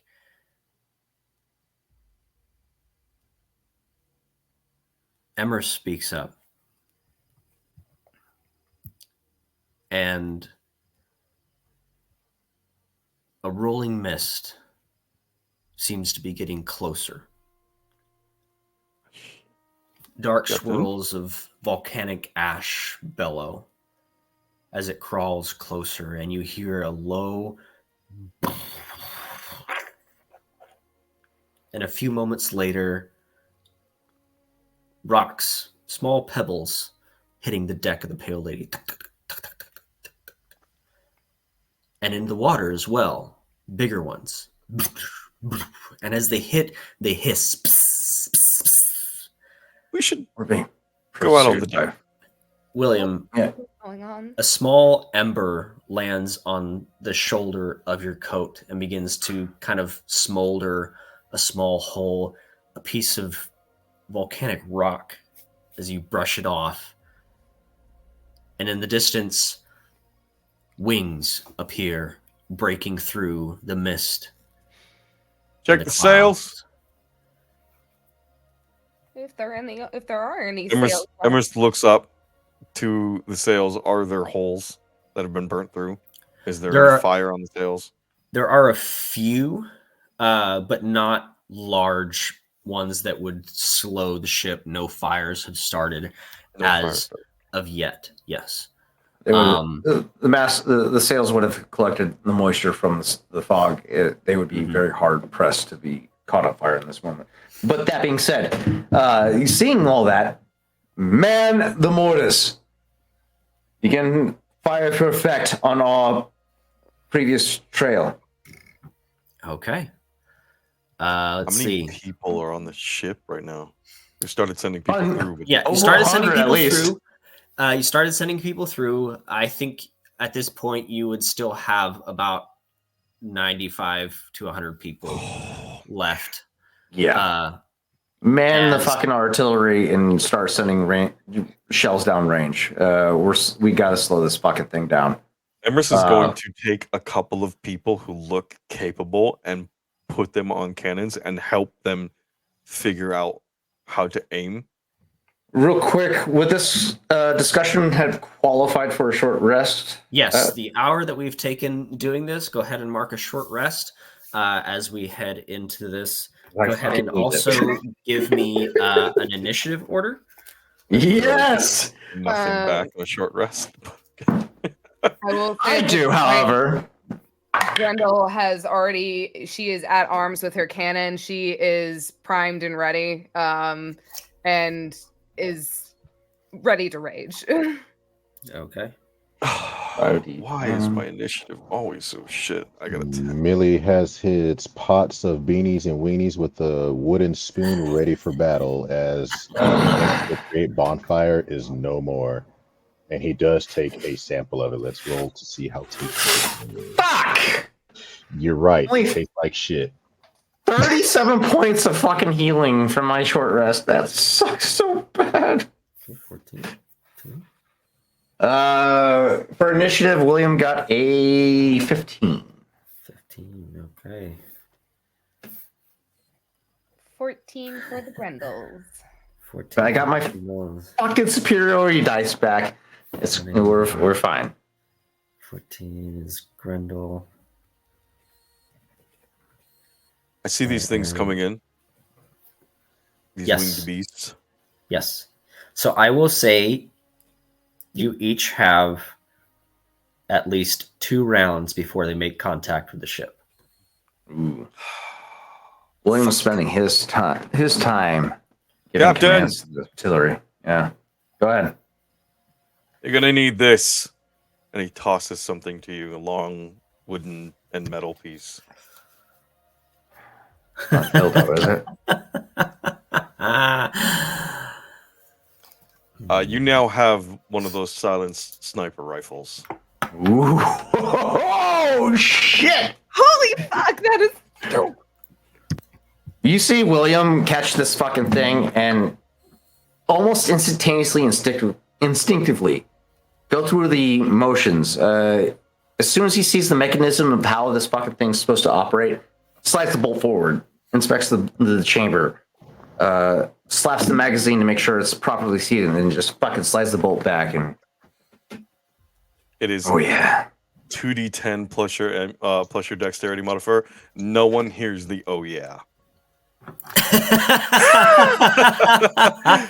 It's a five. And he just puts 2 thumbs up to Millie like, now he'll be fucking quiet. Oh my god! So it's a 5-foot radius silent spell. So just focused on you and the weapon. So anything you say while inside of that cannot be heard. And no one can hear footsteps either. while I'm wielding the weapon, or while it's or at all times. While you're wielding it, yeah. Okay, cool. That will be fucking silly. Fuck you. Yeah. Yeah, when you drop it, as long as it's on your person, yes. But if you Sling it, or yeah. Okay. then DM, it you're gonna have to deactivates. give him that. Oh, so even if I sling it, create it'll still be a fucking While it's on silence. your while it's on your person. Ah, shit. Fuck. All right, cool. That's fine. He would definitely have called out for at least a what's it called? Not the you sent me the updated version of the Pale Lady. I need to find it. It should have mortars on it as well. Yeah. There it is. Ironclad Leviathan Hunter. Before Emrys was able to throw the rifle at William, he would have called for mortar strike, range of 1,000 feet, 10d6 bludgeoning damage, dexterity save of 16, half on a save. How far away are they? At this point, they are 500 feet in closing. Okay. You also spill out Inferno when the sigil on the cannon is charged with a 3rd level spell bonus. Ooh, shit. Was the cannon charged with the 3rd level spell bonus? As you call out for mortars to be fired, one of the individuals that has capabilities for spell casting runs over to the sigil, slaps their hand on it while the others prep the larger ammunition and begin to. We have people on the ship capable of 3rd level spells? Yeah, buddy! What the fuck? They're just squishy as fuck. Oh, yeah. Yeah. So, yeah, he calls out for that mortar strike. Emerus throws that long rifle at him. He catches it, gives it a quick look, slaps it. The reload mechanism says, oh, yeah, but doesn't. It realizes his words aren't traveling anywhere. It's like, okay, I can do something with this. All right. So, Millie is up first. Millie is going to pull out a scroll and states, let's not get anyone else killed on the ship. And cast a scroll of greater healing on William, healing him for 15 points of health. Oh, but I wasn't allowed to say shit. I didn't say you could say anything. Not you. It was an open comment. Does that spell say anything about not working on constructs or undead? Or undead, yeah. So that is the healing or like post or scroll of greater healing. So that is up to DM's discretion on that one because there Healing is doesn't work on on it. undead. Does it? Yes. Just general healing does work on undead. Okay. It's just the divine healing does not. Gotcha. If that makes So, like, sense. your lay on hands would probably burn him. Yeah. Oh, best believe I'm saving all of my lay on hands. Ow! Stop that, please! Ow! In the name of the Father, the Son, and the Holy Spirit. I do not repent. Please stop. But yeah, All right. I do that as my action. My Perfect. bonus action will look to Grendel. Actually, Hello. did Grendel get hit at all? No, No. Grendel is fucking. William was the only person that took any damage. William was literally the only person that took damage that whole fucking session. All right. Instead, Got fucking What? mollywopped by a monk. no. So this is what I'll do. Scratch the healing that you got. Actually, I'm going to bonus Aw. action touch Grendel, and I'm going to tell her that I'll always know where you are, and then I'm going to look to William. Let's not get anybody killed, and I'm going to cast heroism on you, William. So you will not get, or you become immune to being frightened, and you and Grendel gain temporary hit points equal to my spellcasting modifier. So you'll Ooh. both get 5 temporary hit points. 5 temp hit points. I like it. Oh Okay. yeah! Holy shit! Smash, as Yeah, one would And say. then Yeah. free action, I'm going to walk up top while taking a nice little spoonful of my beans and weenie griffin stuff and go up lower or up top. Beanies and wingies. I don't know. That's the word I was looking for. I couldn't fathom it. Boris from GoldenEye. I'm unstoppable. All right. So is that your turn, Millie? Yes, that is my action bonus and then free. Perfect. Yeah, All buddy. right. William with Grendel on deck. With this newfound silence around him, he experienced a moment of bliss. As everything is peaceful and quiet before he realizes his ship is on fire and there's holes in it. Please stop putting holes in my ship!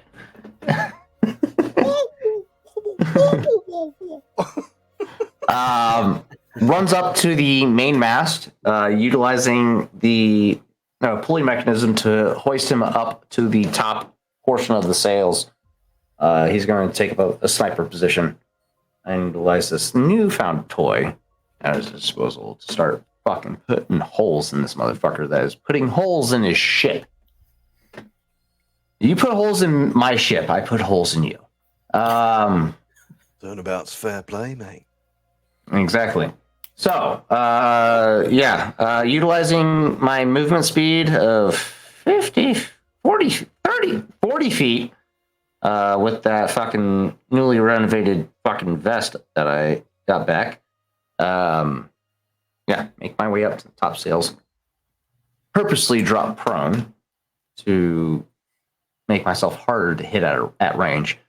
And, take a shot at this motherfucker. Okay. You have 12 targets available to you. 12 fucking targets? Fuck me. Why? Why is there so many? As you scope in, there's little 6 riders and their mounts? No. No, 12. 12. Whole. Yeah. So as you look through, there are 12 Hellfire Harpies, and aboard are these little Magman fuckers just like with a burning ember in their hand, just waiting to get close enough. So nothing massive, just 12 riders? 12 riders on 12 Harpies, yes. Okay. I'm going to take aim at the closest one. I'm going to try and prolong engagement as long as I can. Okay. So I'm going to take aim at the closest one first. I'm going to go ahead and cash in a superiority die for precision strike to give myself a D8 to this shot. Okay. This is a +9 to hit. This is a +1 weapon, so if you don't have that calculated in. Oh, that's a +10. Ooh, okay. That's a 26. Just flat roll. Do I have to cash in a fucking superiority die when you choose to this? You have a 4 superiority die. I do not have to cash it in if I don't want to. Oh shit! Okay. I just have to cash it in before I know the results. Which, I don't know the results of this 26, but I'm pretty sure that 26 fucking hits. Yes, 26 hits. Go ahead and roll some damage. That's 2d10 plus your dex modifier. So I'm not going to cash in that D8 because I know. And that's going to be a 6 plus a 4. That's 10 plus a +1 to this damage of +5. So 10 plus 5 plus 1. So 16 to hit. Or 16 damage. 16 damage. Okay. That's the first attack. Still standing? They falter, drop about 10, 15 feet out of the sky, and then right themselves again. It's falling behind in the flock, but they are next closest target then. Adjusting target, going to the next closest one.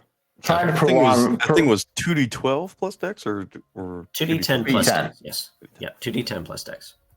Sorry. Switching targets to the next closest one. I'm trying to prolong engagement as long as I can. Perfect. So that's the intent. That's a 24 to hit. I'm pretty sure that fucking hits. Don't need a burn. That bad boy. That's going to be a 10 plus a 2. That's 3 plus 5. Nope, 6. So 9 on that second shot. Okay. On the next closest target. Slowing that one down. Make sure you read that thing because it has an extra thing to it as well. Did you send it to me? It should be on your character sheet for D&D Beyond. If Chris gave it to you. How do I do that? Go to his sheet, manage inventory, and add item. You should have it if I. Ooh, I should delete this long rifle then. I added to my character sheet. It comes up if you type in rifle and go down load more. One. Do It's you gonna take a believe while with in my magic? internet. Ooh, how dare you? Yeah, for the time being, Williams is just prolonging the engagement for everybody else to get in position. It's a bonus action, correct? Is what we Mhm. had Bonus done. action, steady aim. This weapon grants the ability to use bonus action to steady one's aim and gain an additional +2 to hit your target. Ooh, does that require you to not move at all? Because that sounds very similar to the rogue Yes. action. Okay, so yeah, I wouldn't be able to use it this round, but I would be able to use it next round. It doesn't, but it should probably. It probably should, yeah. There might If be I a don't- revision. Because it's an extra feature for rogues for their ability to give themselves advantage on ranged attacks, which requires them to not move at all. So, Yeah. All right. So what do you want to do for your bonus action? bonus action, I Unless you don't think wanna I do had something else. anything. Let's see. Let me check my bonus actions real quick. 1 second. Let me refer to my notes here. I have offhand ranged weapon attacks, but you know what? Yeah, we're gonna use. William fires the 2 rounds. You get that ping of the ammunition clip being ejected, and then William just draws Nadia and takes a fucking offhand shot with Nadia. What's the range on those? That's a good point. Not good. 20 to 60. What's the range that these guys are Don't at? be at. Go ahead and disadvantage. Yeah, I like it. That's a 9 and then a 17. A 9, which okay. Don't give me the results yet, Chris. I'm doing self-calculations here. It's a 9. I can beef it up by 8. We're gonna do it. We're gonna cash in a precision token here to beef it up a little bit. All right. So I'm gonna roll a d8 to see if I can still fucking hit with a 9. Oh wait. Well, what's a 9 plus Nadia's plus? Nadia's plus is a 9. An 18. Oh no, I'm not cashing in a fucking token. 18 to hit. Fuck that. So 18 to William, hit if at disadvantage. you would like- 18 to hit at disadvantage. That's good. What if you're you saying? would like, William, you can actually delete it out of your inventory and then add it back, and you'll get the revised version that I just made. Nice. Let me add that back in. All right. I don't have Dead Man's Shot because I lost my abilities for some reason. I like it. Radiant Shot. Oh, no, that's what I created. But yeah, 18 to hit. Does that hit? That does For hit. the third? Let's throw some damage. At disadvantage, too. Ooh, look at you, Nadia, you sexy bitch. These are my ladies. What is he gonna name the sniper rifle? That's what I wonder.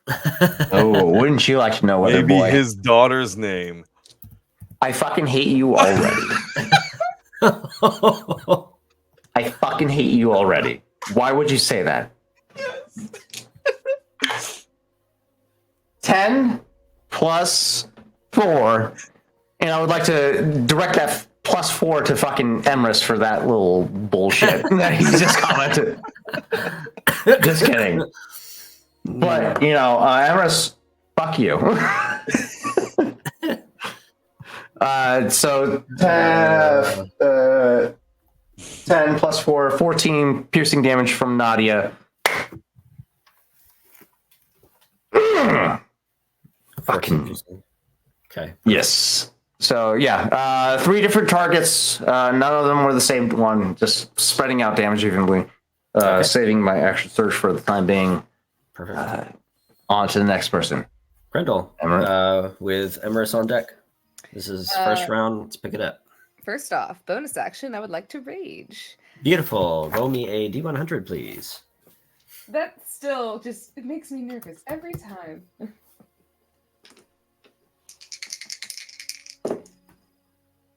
That is a 74. Okay. You rage. Your hair alights once again. Your muscles and sinew just bulge and you have just this incredible definition to your whole body, almost glowing from within at this point, as your chest begins to with this light from underneath your green skin. You gain a +2 to your AC. You deal 1d6 fire to anyone that touches you. Yo. Your strength goes to 25. 1d6. Hold on, I got to type this in, and my strength is at 25. Holy And snap. I need you to make a wisdom saving throw. Oh, shit. I have advantage on those, though. Hold on, let me... Sorry, I didn't mean to. I was trying to change my override score. 25. Jesus Christ. Lord help me. This is crazy. All right, that is a 17 minus... So 15. 15.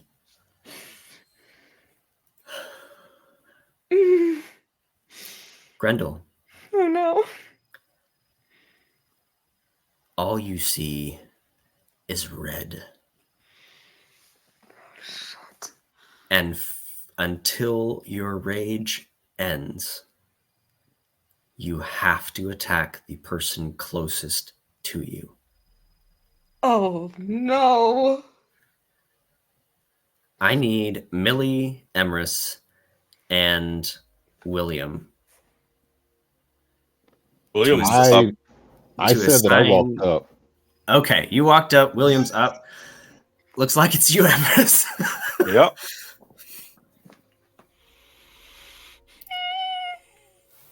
It's your turn. You have raged, and you have this bloodlust Yeah, well, William is in the crow's nest, so yeah. overtake your whole being.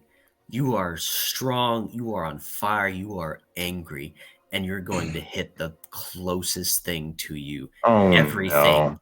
everything is smashable at this point. Smash. Oh, I'm sorry.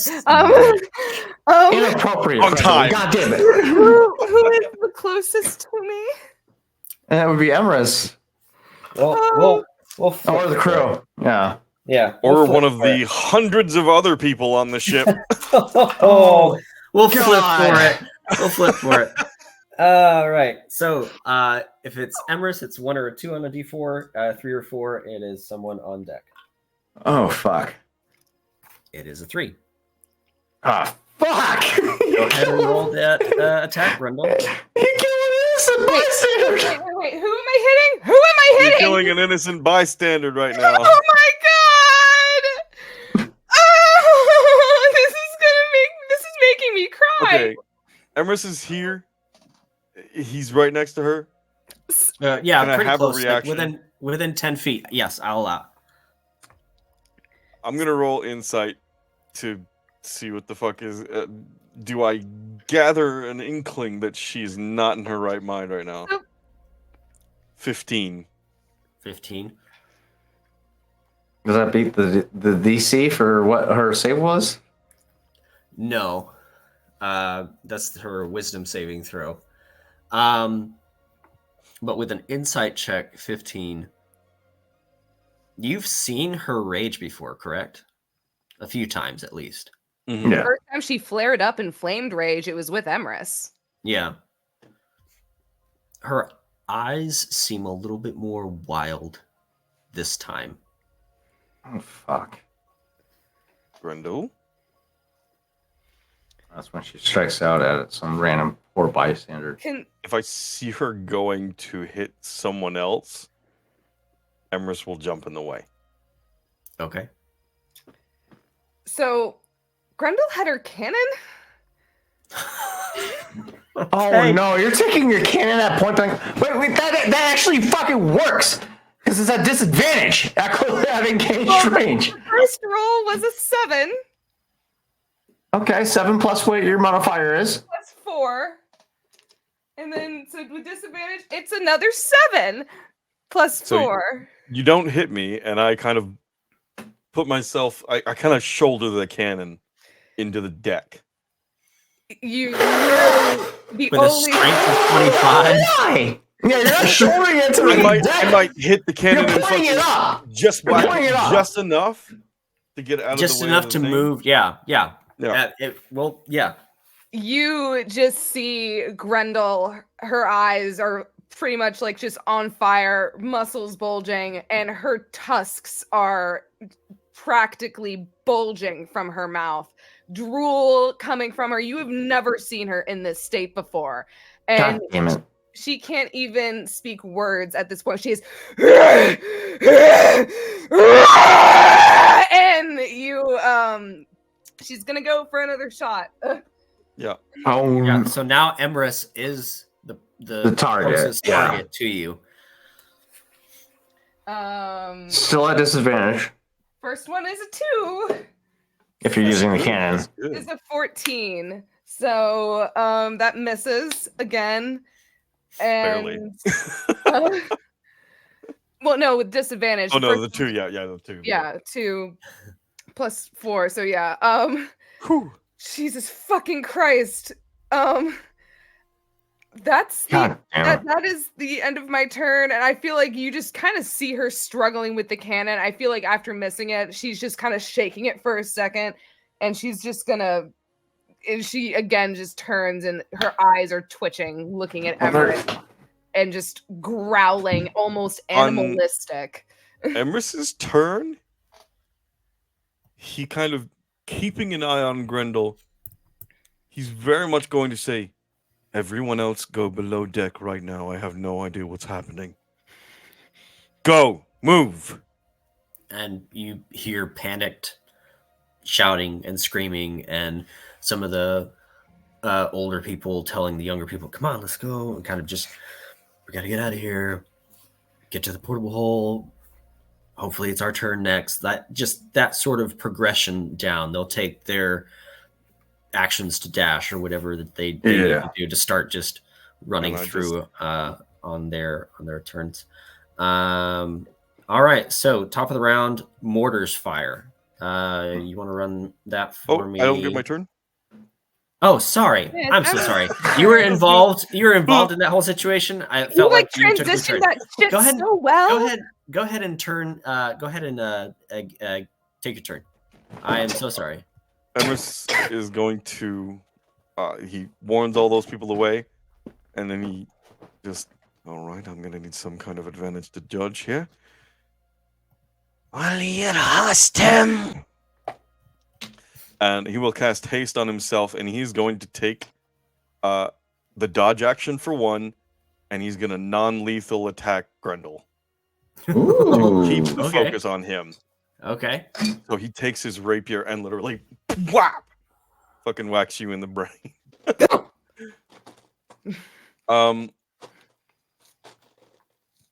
That's his action.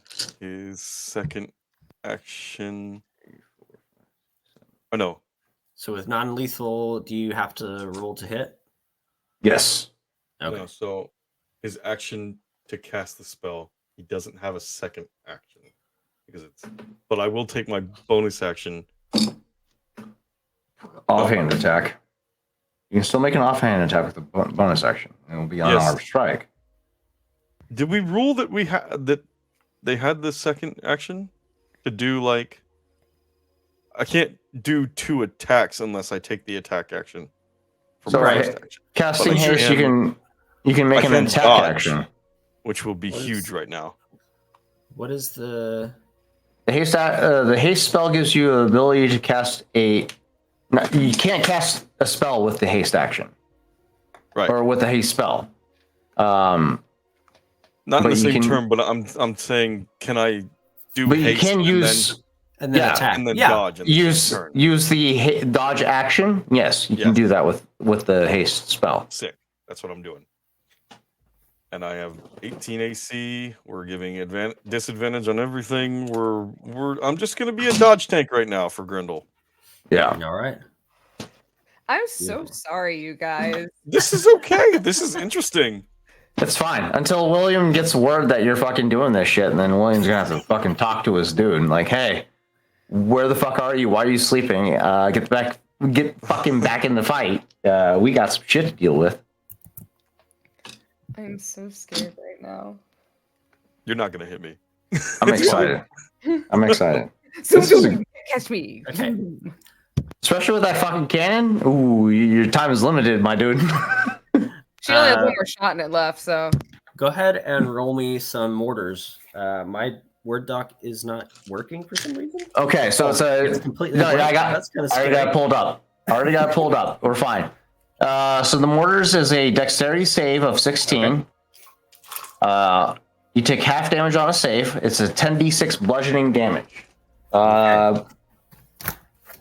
You also take 1d4 fire damage for creatures that are caught in the radius or that move into it. So they all any creature that is within the blast radius of these mortars are caught on fire. Oh, I just threw so many dice outside of the fucking dice tray. That's not fucking good. Don't do that. How many is in there? That's 3, 6, 7, 8. I got 2 dice missing. Give me the dice. There you go. Yeah. No, where's That is a good point. You came in contact with Grendel, correct, Emerus? Oh no. oh no, you When have to you- take a D8 of fire damage, I think. Or did you not do the attack this round? You're muted. Dodge action. He just I did. came, Okay. I came in contact with the cannon and I took the dodge action. Okay, never mind. Okay, all right. 5 Cool. plus 3, Thank you. 7 is 12. Plus 4, 16. Plus 6 is 22. 30, 33, 35, 41, 47.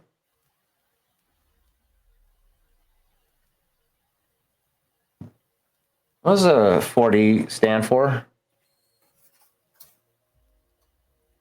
40 is that 4? For what? For the percentile? On Yeah. a percentile dial. Yeah. 4? That's a 4. Yeah. All right, 47 plus 4 is 51. 51 points of bludgeoning damage. And then any creature that was caught in this strike are caught on fire, and they take 1d4 rounds of fire damage. 1d4 rounds, creatures caught in the radius or move into that radius are catch on fire. We'll Which need means to use absolutely nothing to lava monsters. Ah, shit. Right. Fuck you. Why you gotta bring that up? Emrys? Sorry, The I'm first, just being the real. first group that you took shots at is destroyed by this. Okay.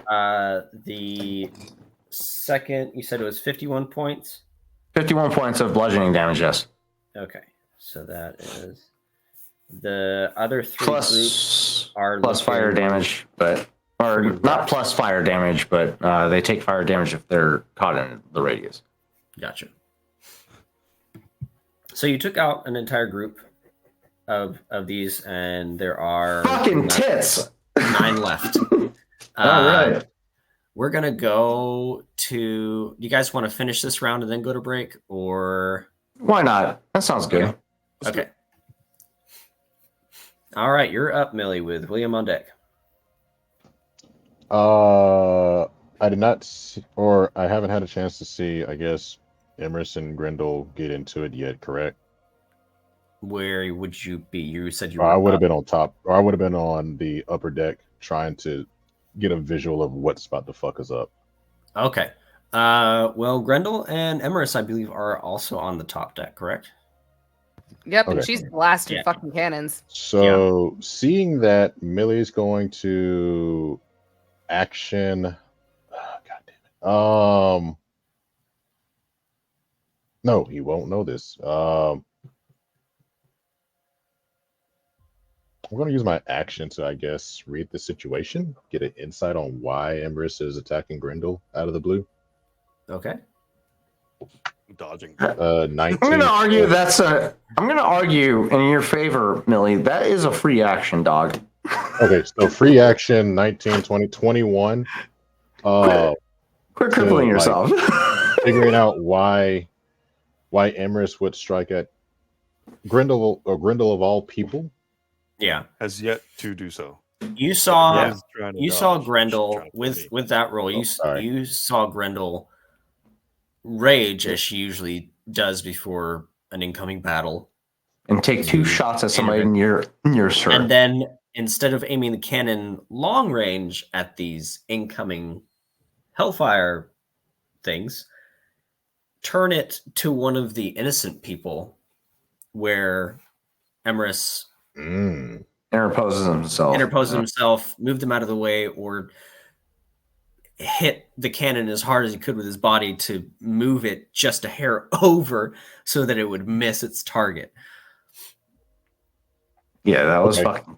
Yeah. And something's fucking you wrong. saw the murderous intent. So with that being said, I'm going to call out to Emrys because Millie has short amount of spells, but Emrys has more to benefit everybody. He's going to say, leave her to me, go help the oncoming forces. And Millie is going to action. Can't do that. Come on, Millie. You got this, buddy. All right. So Millie is going to cast Enthrall on Grendel. Ooh. What kind of save is that? A wisdom save? I think that's That wisdom, is yeah. Or charisma. A wisdom saving throw. Yeah. All right, so first is a 10 minus 2, second is a 5 minus 2. So that's a fail, 100%. He is enthralled. So you can only see me. And for my bonus action, I'm going to cast Sanctuary on myself, which will last a minute. And I'm just going to, it's going to be Bane and Batman with Grendel and Millie. And I'm literally out of a lot of my fucking parkouring all over the fucking battlefield. Just like, yeah. Well, the reason for this, Emrys has a whole lot more spell capabilities. Millie is like a one-hit wonder for single targets, so this is the 2 useless first level This is going to spells be an insane fucking fight. and 2 useless second level spells. Yeah, sure. Okay. Millie, love you, but god damn it, dude. I passed. I'm so afraid right now. All right. Oh my god, I'm sorry. William, if that's everything for Millie. All right. Being as observant as he usually is, I would like to call for my free action to be a perception check to get bearings of what's going on my ship. Okay. Would you call that as a free action for him? Sure. Okay. All right. Okay. Oh shit! That's fucking right. Fuck. So that calls for disadvantage. Oh no! Wait a minute. Bitch. Shouldn't he though? For what? All of his stuff is silenced, but stuff outside of him is not. I would still get. I would be able to get reverberation from the cannon itself. So I guess that would cancel out the disadvantage. Because it's just stuff that's around you. I wouldn't be able to hear anything in that bubble. So, but I could still feel. That's the key component there, is still being able to feel reverberation. Should put a hole in your ship.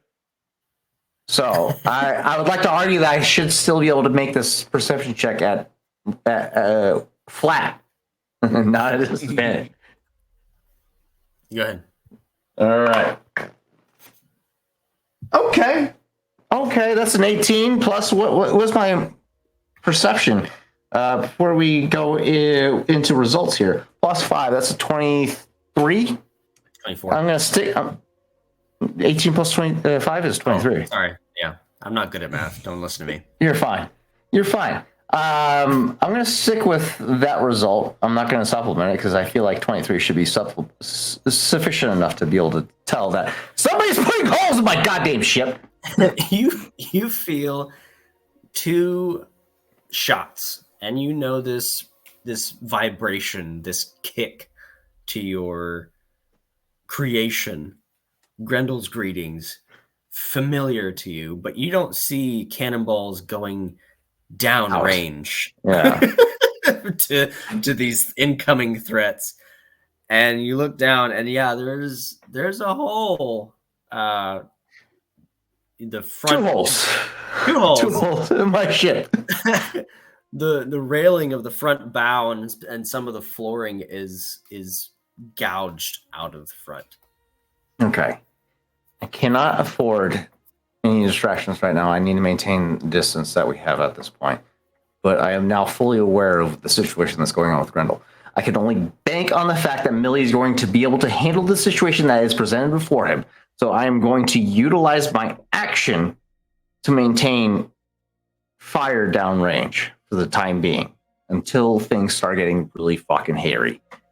So I'm going to use my attack action to make 2 long-range shots with the long rifle, and then my bonus action to make an offhand attack, just because, fuck you, I want to make a 3rd fucking shot. All right, here we go. So, where's this long rifle at? You said you added this, right? Excuse me. I don't have it in my inventory, so fuck. Oh wait, I probably have to add it, don't I? Oh, you guys, Yeah. You lied to me. It's not in my inventory. Giselle, Antoinette, studded leather. Yeah, you guys didn't give it to me. I don't believe it. I believe it's plus 10, so we'll go with it. It's plus 10 to a 9 for a 19. I believe that hits. Yes, it does. We're gonna roll 2 d10s. 2 d10s for a 6 plus 5. That's 11 damage. On the first shot. Oh, that didn't make it in the tray. We're gonna re-roll that. Ooh, fuck. That's a 1 for a misfire. Oh, okay. That's a misfire on the fucking long rifle. We're gonna, quick reaction, drop that motherfucker. And make a 3rd shot with Nadia, because that bitch is on fire at this fucking point. Roll me a d20 on that. On that misfire? Yeah. That's gonna be a 4. Okay. Oh, And then, yeah, that's not good. But Nadia is gonna come. Nadia's gonna come in clutch because he does a quick change of arms real quick. That's a 4 plus 9, 13 to hit. That's a 13 fucking. Oh wait, this is a disadvantage. It's a disadvantage. 13, because the second roll was a 19. 13 to hit. Does a 13 hit? Please tell me a 13 hits. No, wait, no, you don't have to tell. Oh, you already shook your head. God damn it. I missed my opportunity. Fuck! Why did I ask for the result? I should have supplemented it. Fuck! 13 just misses. Lesson to all you kids, do not ask for the results if you have the ability to supplement your roll without knowing the results. If you're not confident. So I missed on my 3rd shot. And 2nd shot. I'm a piece of shit, but at least I know Grendel is having some internal dialogue. At this time. With that first shot, you dropped another out of the sky, confidently reloaded. When you did, something caught, and I didn't load the flint properly. Yeah, it might be absolutely trashed, but you don't have time to figure that out. It's fine because I have tinkering tools. I can figure it the fuck out in the long term. It's fine.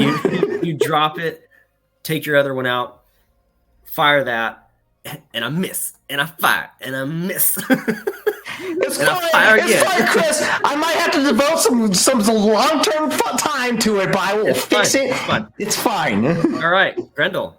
I'm assuming now that, well, no, yes, because of the enthrall, Millie is the closest person to you. Oh no. Yeah. So I'm guessing I don't get like another wisdom save. No, it is until I finish raging. Holy shit. Okay. What's the stipulations of enthrall, Millie? Before we She get is stuck for a minute until I can no longer speak or become incapacitated. So I'm stuck with her like this for a minute. Which could be a turn or two.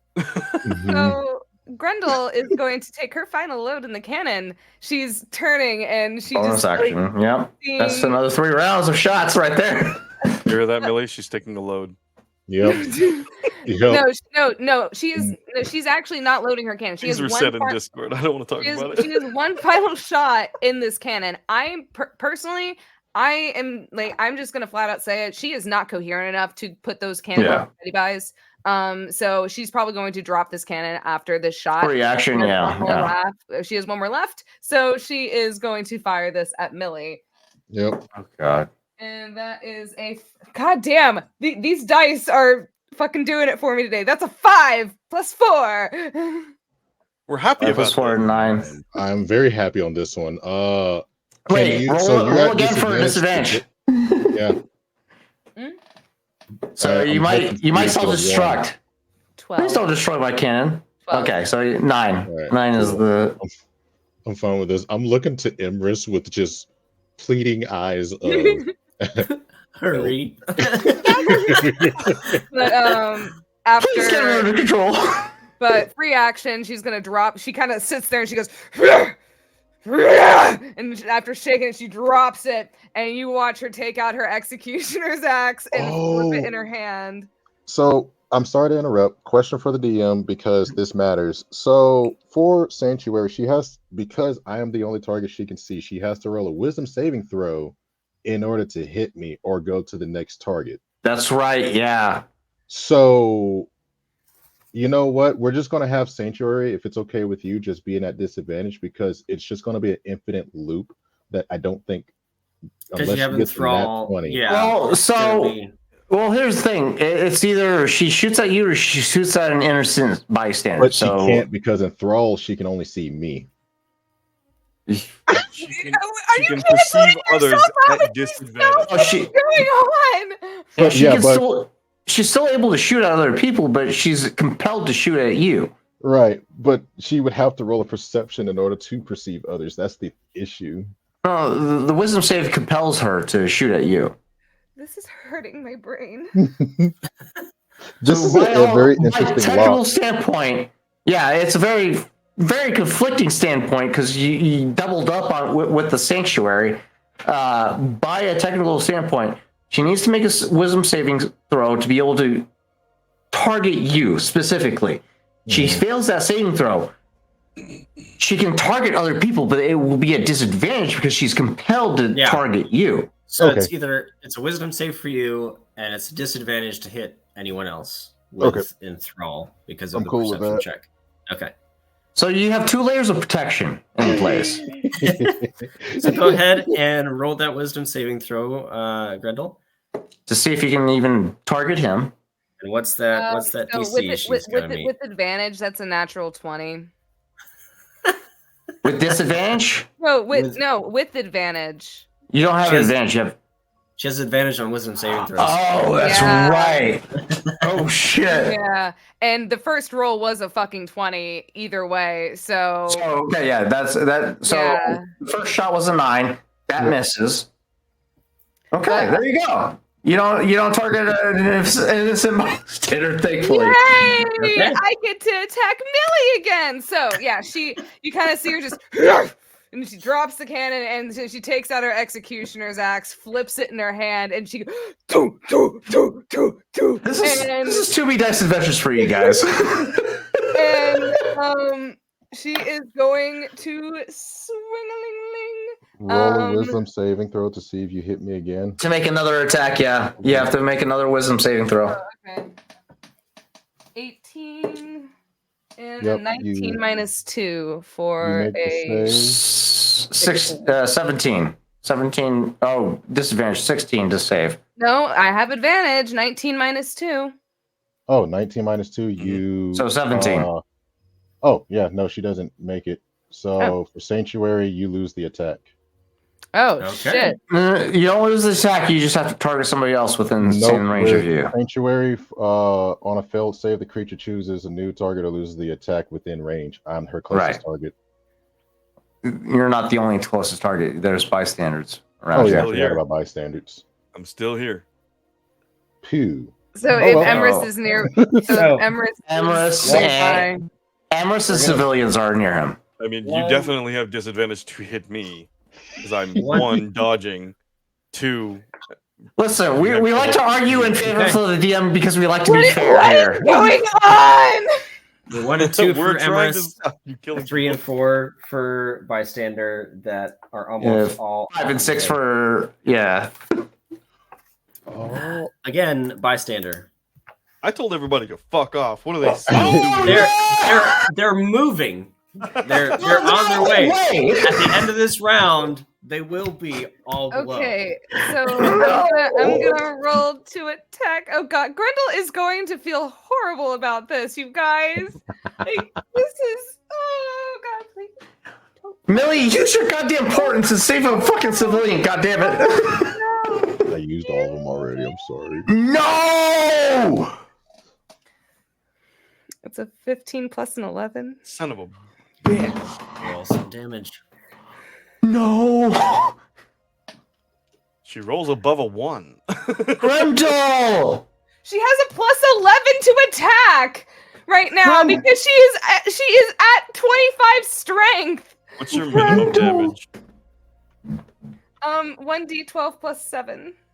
Grendel! So- Oh Plus no! Fire is- damage. Like twice the hit point pool of a fucking So civilian. that is 5. That is 5 plus 7 for 12. Oh, and then We got. six of fire damage is plus 3. Oh, we're gonna have to buy these Plus motherfuckers rage silence with. damage. Oh! Another plus 3. We have to Okay. buy these motherfuckers silence with fucking alcohol or some shit. Oh, fuck. I need you to roll me another wisdom saving throw against this effect. Oh god, please. Oh. Please.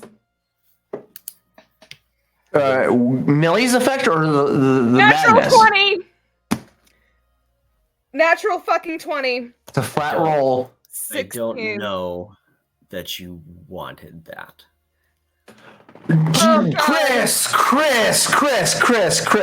Dude, no, don't fucking do this to me right now. Not in the middle of Because- this.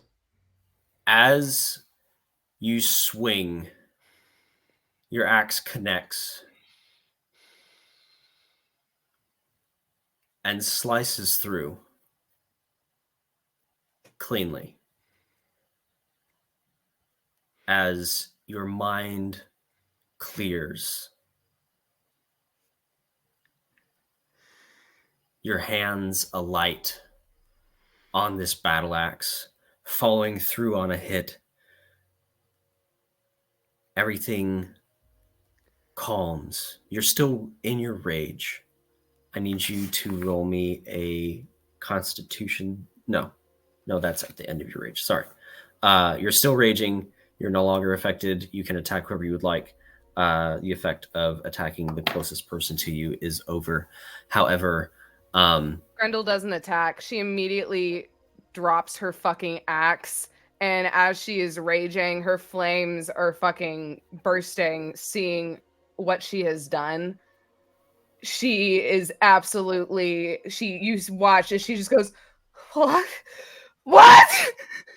Ah! And she just immediately clenches the side of her head, and you just see flames bursting off of her back as she is screaming in the center of this fucking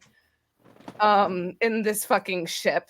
And she is absolutely inconsolable at this point, and she is raging while crying and is absolutely horrified of herself right now. That's the end of my turn. Emrys, it is your turn. Medicine check?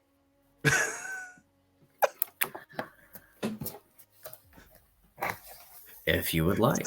It's not gonna go well, probably. Can they be brought back? 19. With the proper magics? Yes. But Millie's got nothing. However, this person is in 2 pieces. It's not a Deadpool situation. We can't just slap him back. Son of a It will bitch. need to be an in-depth ritual. His mouth is in twain. How's that gonna work, Millie?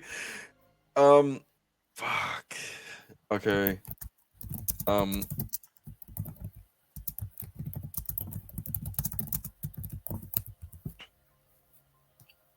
Emrys needs to make a wisdom saving throw himself. I just realized.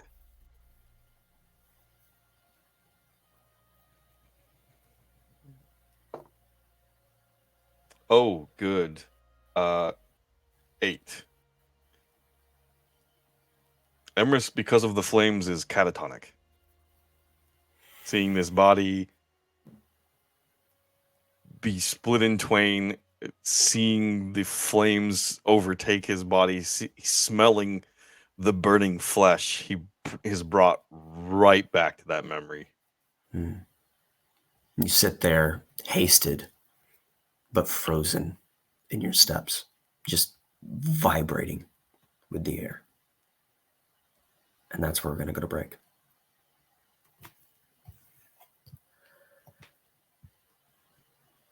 Fucking incredible. Grendel is not going to recover from this.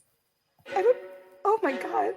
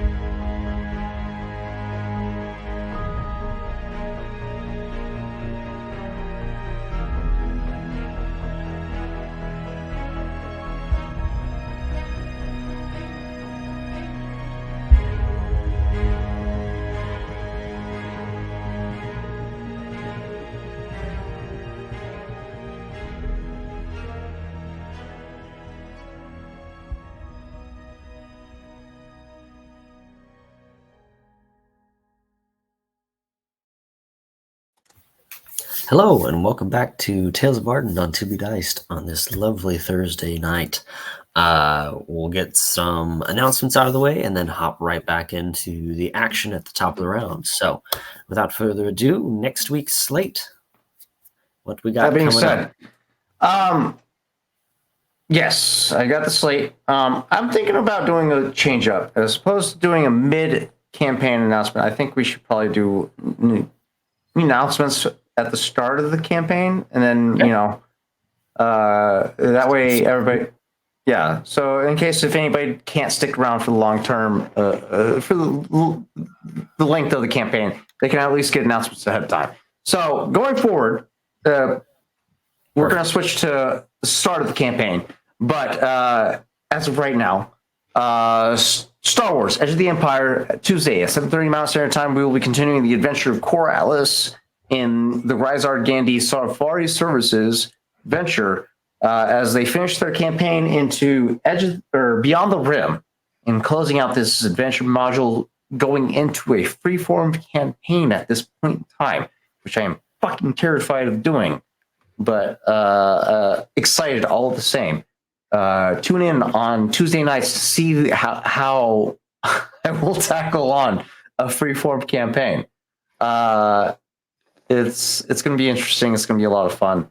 I can't wait to unveil this portion of the adventure. It's going to be a great time. Other announcements: Emrys / Simite. I believe you have a fucking announcement to make. Yes, the Valley of Endless War is In production. going to be our Wednesday campaign. We are still casting for it. If you are interested in coming and joining me as your dungeon master and basically encountering on this war of attrition where you fight over towers in this central plain area, please reach out to me on Discord, on Twitch, send me a message, anything. You can reach out to any of us. We will be more than happy to direct you to Emrys. He is going to be the GM of this campaign. Just imagine, if you will, Arcane or League of Legends. This dude has a very, very creative perspective in a D&D campaign. I think everybody would be very much inclined to enjoy this. But yeah.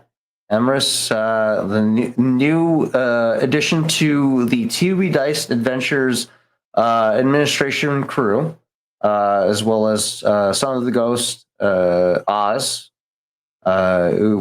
These two individuals we expect great things from. So yes, going forward, yes, look forward to reaching out to any of us. We'll be more than happy to put you in connections with these individuals for campaigns to come. We got good things coming. Good things coming. Only other final announcement is Dimensional Dial has finally been locked in. Let's Yes, go! Let's November fucking go! 2nd. November 2nd, Dimensional Dial is planned to return as a once a month campaign for setting. We have yet to lock in a time of day. We're possibly looking at early morning. We're looking at the only thing we're contending with is the finalization of the time slot due to one of our members doesn't know exactly when he'll be available, i.e. Borrow. If there's any change to that, we'll make that announcement ahead of time. But as of right now, Dimensional Dial's returning November 2nd. I cannot be more excited to bring this back to you guys. But yeah, look out for that. Yeah. I'm cosplaying Xanthi November 2nd. No questions asked. I'll be in full Clucky cosplay. Yeah, let's go! Saturday, November 2nd, you can catch us live for the return of Dimensional Dial. Please tune in for that so that the rest of the crew knows that you guys are there for us and miss this campaign so that we can, keep that fucking energy alive. It's been a But long time coming. it's been a long. I've been fighting for it. I've been for those fighting who for it. For those who don't know, the dimensional dial of Dr. Diago is pretty much what started the foundation of To Be Diced. We would not have To Be Diced if it was not for the dimensional dial of Dr. Diago. This is like one of our most OG campaigns, and I'm so excited to get back to it. It's been on the back burner for the longest time because of everybody's schedules, but yes. One of my first ever D&D games, actually. Yeah. So yes, tune in Saturday, November 2nd for the Dimensional Dial's final, not final, but return to the slate of To Be Diced adventures. Other than that, we only have personal promos left to announce. Chris, would you like to promote yourself at all, or would you like us to do that for you? We do have next Thursday is Halloween, I believe. Oh yes, that's also another good announcement. Yes. However, whether it's Tales of Vardin or a one shot or something, there will be something in this time slot on Thursday. So we'll see what happens with that on Halloween. But yeah, I'm a potter. I make stuff, cool stuff, mugs. Really great for hydration during these lovely, lovely games. ClearBeardStudios.com. Go get you one. ClearBeardStudios.com. We also have a fundraiser. I guess, would it be considered a fundraiser? Or is this just a personal challenge, Millie? Or Lee? So it's a type of... Are you raising funds? That's the big... that would be the biggest discrepancy. Are you raising funds for this, or are you just doing this as a personal challenge?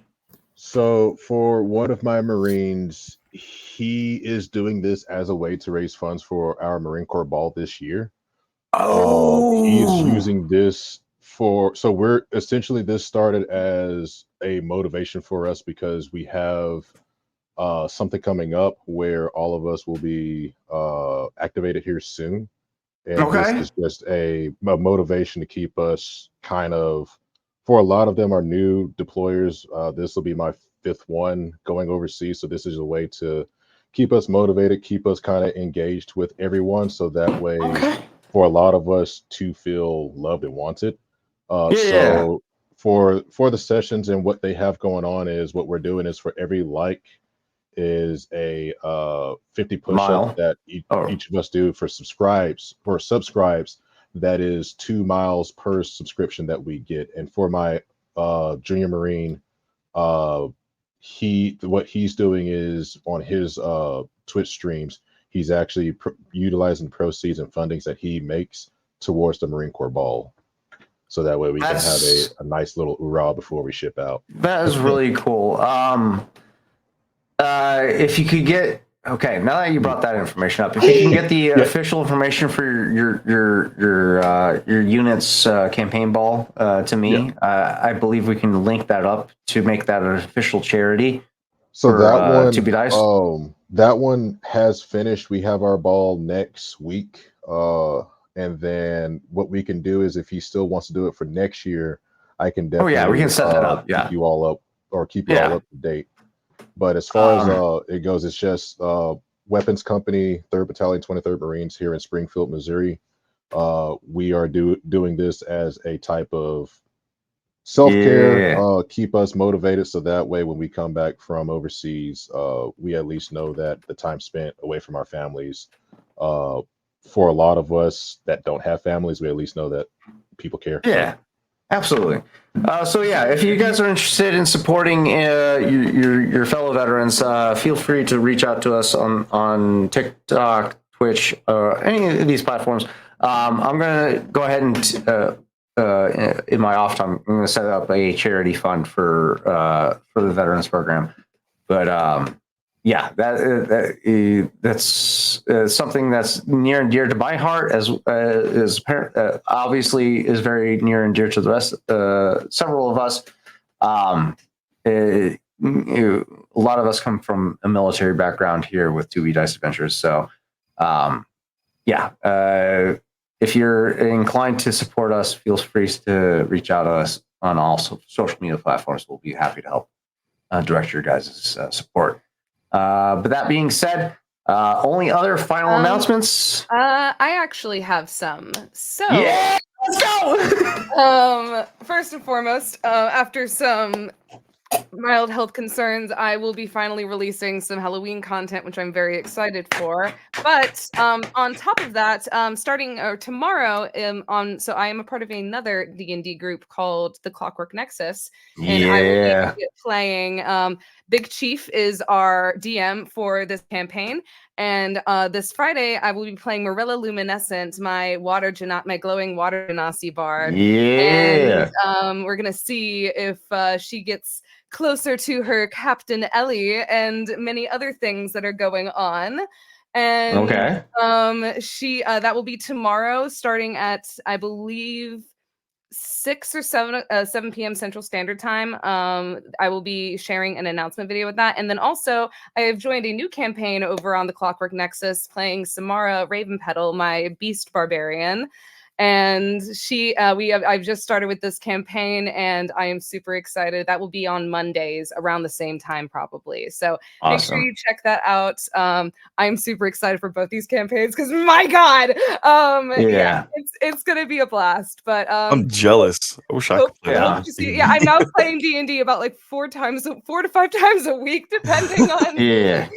All right, we do got a bunch of announcements. Other than that, Michael St. Gregory, the official producer of 2B Dice Adventures, he's the creator of all of our layouts and designs for our group. If you are looking for your own personal designs for your own personal Twitch streams, feel free to reach out to him. He does take commissions.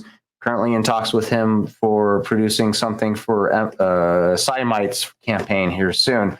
I'll hopefully we'll have that rolling out once the campaign's ready to go. But yes, Michael St. Gregory, phenomenal designer. Dude's got a brilliant mind for the TTRPG setting. So please reach out to him, commission him for your own personal campaigns and Twitch channels. Only final announcement that I have is my own personal self promotion, which is for startplaying.games. If you'd like to have your own Star Wars setting by me, you can commission me at startplaying.games/GM/Tarzan 82855. I will be more than happy to tell any of your settings.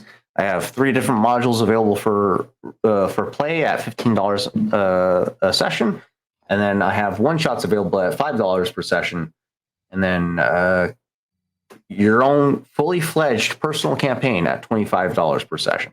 So depending on how much in time I have to invest into the game is what the tiers are priced at. So I have plenty of versatility available to you. Please come check me out. Star Wars Edge of the Empire is such a fun system to play. It's very daunting when you first get into it. I will admit it. It's very daunting, as Grendel or Taylor can attest to. It's a very, very imposing system. But once you get into the gameplay itself, it's very fluid.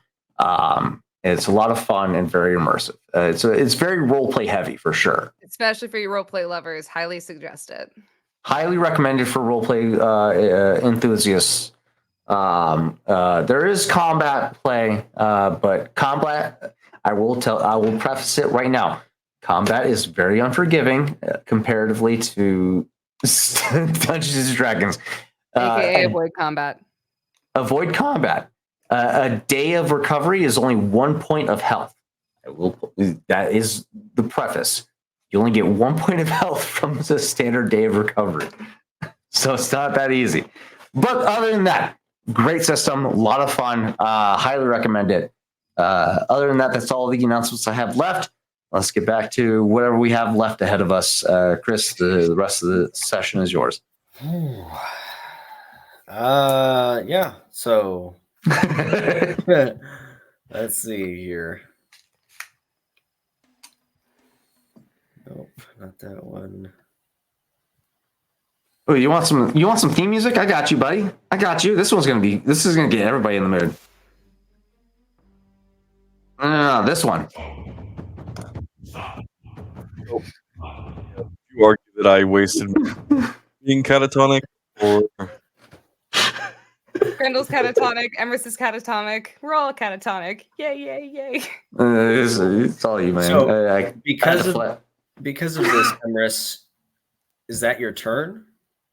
that's what I'm asking. Do you think I wasted my entire turn being like catatonic, or just have a moment and then go do something real quick? You have haste on. Mm-hmm. His reaction time is like twice as fast as the rest of us. So I would say usually you have 2 actions, correct? Mm-hmm. An action and bonus action, yeah. Because you are hasted, I will say that you still have your action and your bonus action. So you basically have your single turn from being hasted. So your hasted turn is what has been used up with that. Come on, Emrys, cook up something. Emrys is definitely feeling some type of way about all that just took place, and this memory of his mother fresh in his mind. He bolts to the front of the ship, or to the back of the ship. These creatures coming in. About how far away are they now? They are right on the edge of the ship at this point, like from you, probably 80 feet. Several of them in a line, maybe? Yeah, let's see. I got 3, 4, 5, 6, 7, 8. Let me roll a d8, see how many we got in a line. We got 3. He targets those 3, and he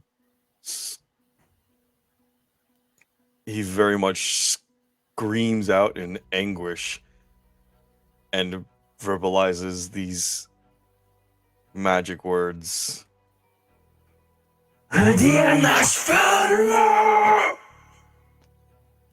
And just crackling lightning with a spell slot he did not have.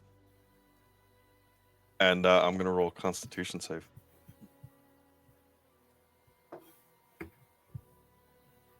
Oh, good. It's bad. So, oh, God. He's going to take 2 points of exhaustion to cast a 3rd level spell. Without having a 3rd level spell slot. Smash. But am doing Lightning Bolt. Go ahead and roll. It's a dex save, correct? And I'm going to say, let's also say that he burns the slot, so he does not get it back on his next long rest. You are so saucy, Simite. God damn. That is spicy. Squeeze me? Spicy. So that is a dexterity saving throw, or they take 28 damage each. Ouch. That's 2 7s and a 12. So none of them save. Okay, how much damage are we taking? Lightning. 28. 28. Okay. 28 lightning damage. And anyone who's within 5 feet of him, just kind of lightning kind of bursts out from him. So like the lightning that already surrounds his form just becomes 5 feet of just bright damage within his... I would probably argue that William's probably seeing this on his way down. He's probably repelling. At this point, he's repelling down the main mast. So yeah, he probably would see that, and that would catch his attention for sure. Just this streak of lightning goes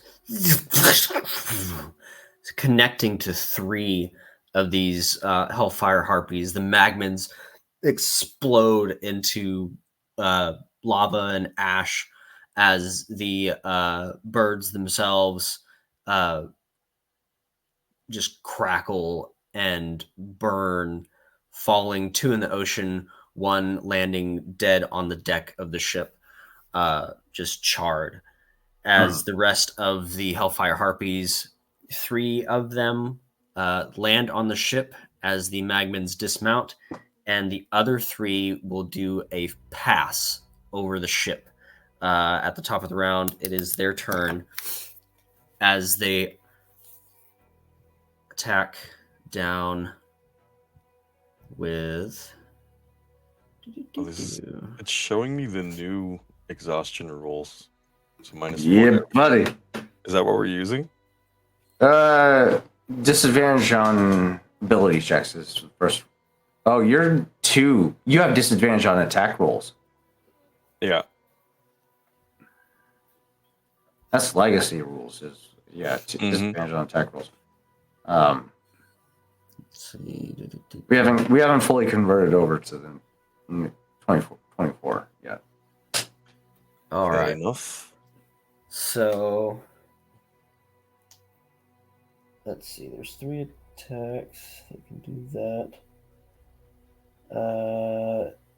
You have how many men do you have manning the top deck? There's only 7 men left. We were no. That means we had 14. You said I lost 9. Oh shit! I lost 9 from the attack. 9 minus 14. What do we got left? 5. 9 assigned crew to the Pale Lady after the attack. The rest is all volunteers. William, you forget that you killed 3 of them in the Shut the last fuck combat. up. Shut the fuck up. I didn't kill anybody. I just thought they would survive an attack. Sir, I thought they pulled would survive them into with danger. I thought they would survive a fucking attack with my fucking sweet bonus of AC of +8, possibly. How'd that work out? It didn't work out very well because Vipper is a very powerful individual because he's a fucking monk. Now he's a underest- shish kebab.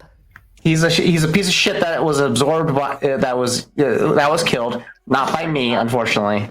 I should have fucking. God, I wish I would have. I wish I could have killed him. Maybe if you didn't, catch yourself on fire again.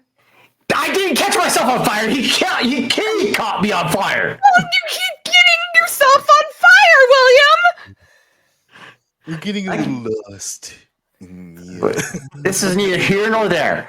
But we have 5 working members of the crew. The rest is all volunteer at this point. 5, and that is 8, 6. Okay. It's a nightmare. Yeah, we are not in the ideal situation right now at all. Okay. So 3 of them land on the deck in various places. The other 3 will kind of fly through the rigging, passing through, and the harpies. Would they be catching?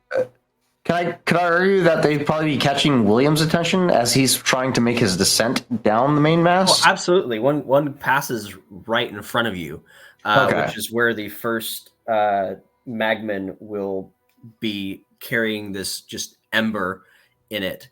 And as you're climbing down, you lean to one side, and this is a. Why are you laughing, Chris? Because it's a natural 20. Fuck you. Fuck you. So it's let's see, 2d6. Ouch. So that's 12 all automatically because it's crunchy crits, and then we roll. It's a good thing I had 5 points of fucking temporary hit points. 23 points of fire damage as this just molten piece of lava just gets smashed into your face with a flyby. The harpy will then swoop down. Let's see, I've got 1, 2, 3, 4 of you. This is the same one that just attacked me, or is this a different one? It's flying past. So They got flyby, don't they? Yeah, the Hellfire Harpies do, but would that mean that the Magman doesn't? Magman doesn't. I could make an attack against him. Yeah. You could, yes. I'm gonna take that fucking attack. Absolutely. Technically, if a mount has the ability to not get up, if you're attached to a mount and it doesn't take opportunity attacks, you don't take opportunity attacks. Okay. Emrys. Sorry. Yeah, The Harpy's attack is a 13 plus 5, so 18, and that is against Grendel. Well, you have new targets to attack, Grendel. is That's that? good news. What is the what did they roll to hit? 18 to hit. Misses. Misses. Her Perfect. AC is 20 right now. Beautiful. What the fuck? Yeah. Cookie needs to get on your level, apparently. Fuck. Right. So the second one comes in Emrys. That is a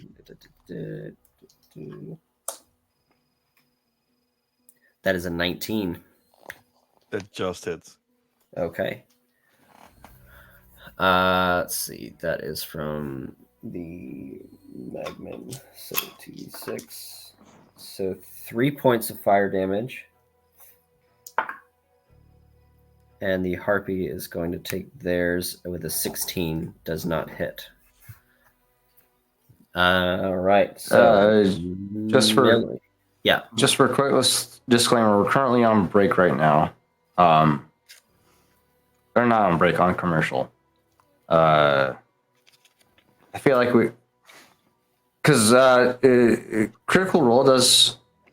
Never mind. You know what? Keep going. We're fine. We record things on YouTube. You can watch it on YouTube. You can watch it. Yeah, that's right. We're on good. We're on YouTube. We're fine. All right. Millie, I'm watching too many different fucking YouTubers.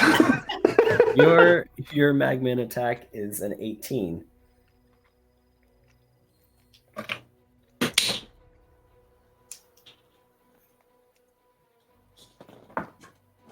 And the Harpy is a natural 1, so that one doesn't hit. Does an 18 hit you, Millie?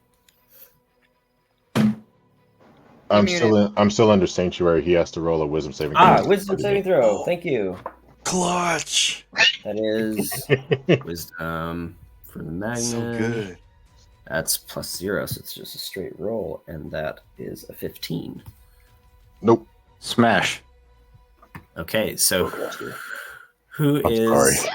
So it goes to the person closest to you. Yep. Or whoever is nearby. Which should be technically a disadvantage. Grendel. I'm so sorry. It's Grendel. Probably.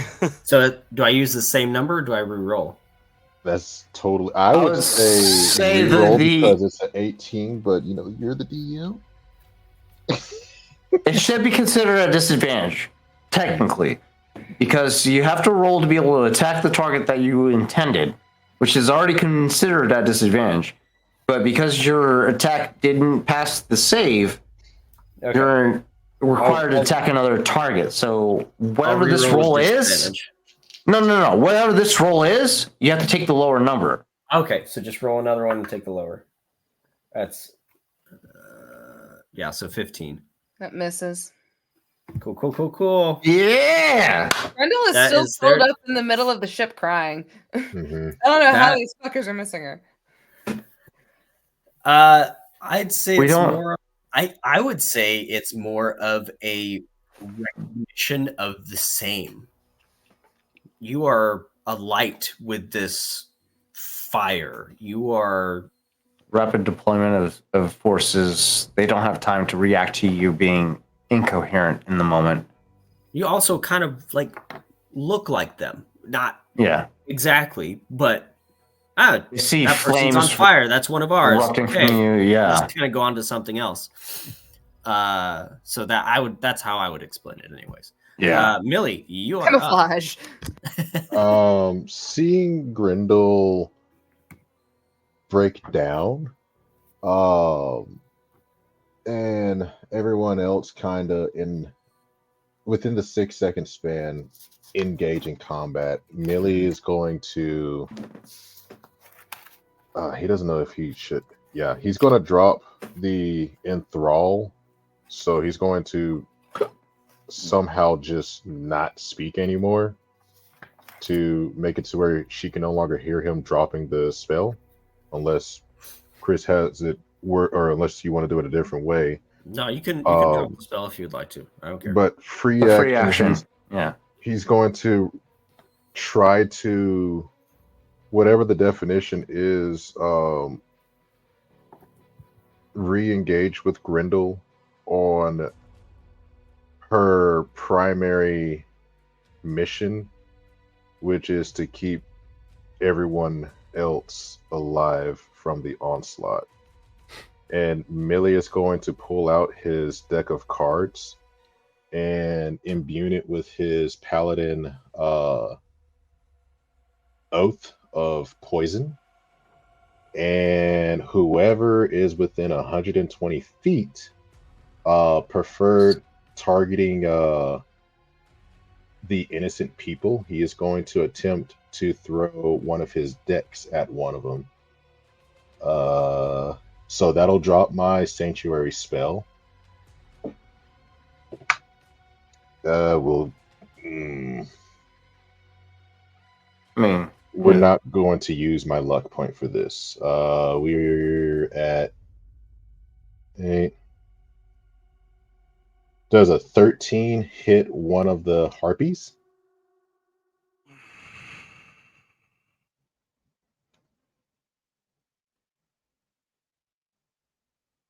You're muted, Chris. Thank you. No. Okay. Free. 18, 19, 20. Does a 26 touch him? Yes. We are going. Before I proceed, let me make sure that I can actually do this, because I believe I cannot, but we are going to double check. Wikidot. Divine Smite. Here we go. Nope, sorry, we'll be able to do that. However, we are going to be dealing a whopping. Get all these babies rolling.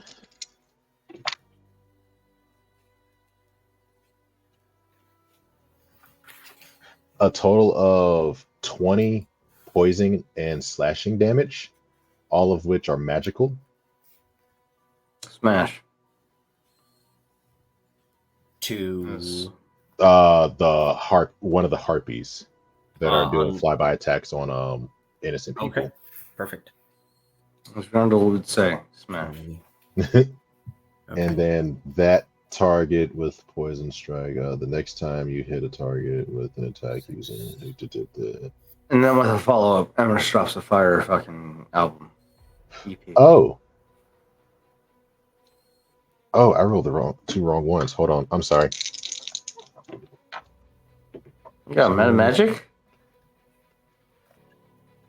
No, it's supposed to be 1d8 plus 2d10 plus my paladin spell level plus my spellcasting modifier. I forgot to do that. So 7, 8, 9, 10, Jesus 11, 12, Christ. 13, 14, 15, 16, 17, 18, 19, Gretel 20, thought she 21, had a lot 22, of math. 23, 24. Total of 25. 25 damage. Spellcasters are the most. They literally are the fucking most. Okay, wow. And that is all that I can do for my action, free, and All you bonus. Listen, we can do the most damage with just one hit, or at least with a combo of 3 hits. They have to do the most with fucking spells. And That's with 72 points of damage, which takes it out. nice. The next thing I'm going to do is up to you, William, but Chris, I would like to know if I can roll a free perception check to see if William's daughter or son are still on the boat. I really hate that you are Okay. Go ahead and specifically targeting these two. I really don't like that.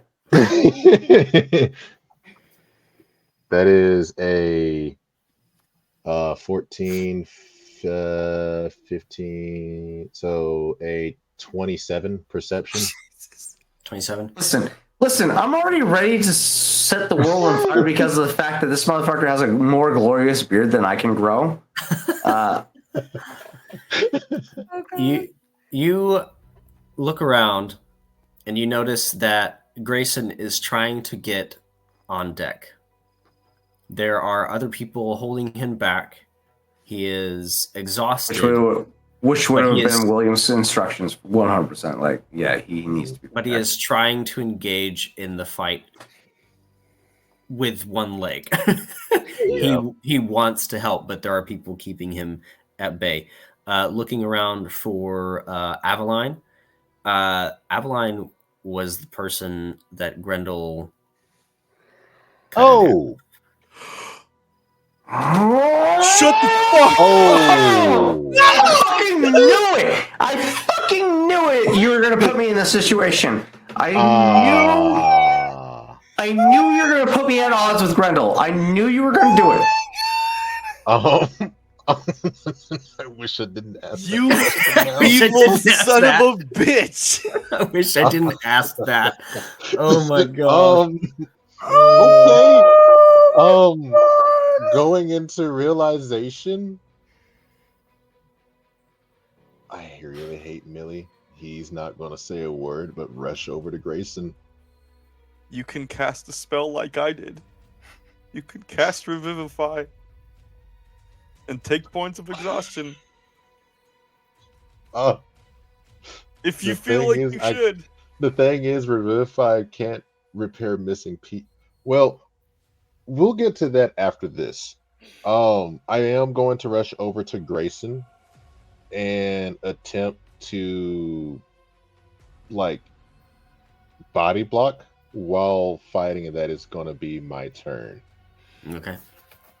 William, you are up with harpies and magnets on deck. I'm dead, Roll. dude. Holy shit. I rolled an 18 perception last round. By a technical standpoint, I should be aware of at least people that I find extremely vital to myself that are compromised. He definitely would have reacted in the moment for the one harpy that flew by past him. So I'm going to take an attack action against that one for sure. But the rest of his action is going to be consumed by Aveline in this moment. Okay. So the first action, while he maybe So you're crawling down from the top. You repelling, you're repelling. 100%. So you land on the this- deck, pull out a pistol, and fire. I'm going to say this is going to be on the way while down. he's repelling. Okay.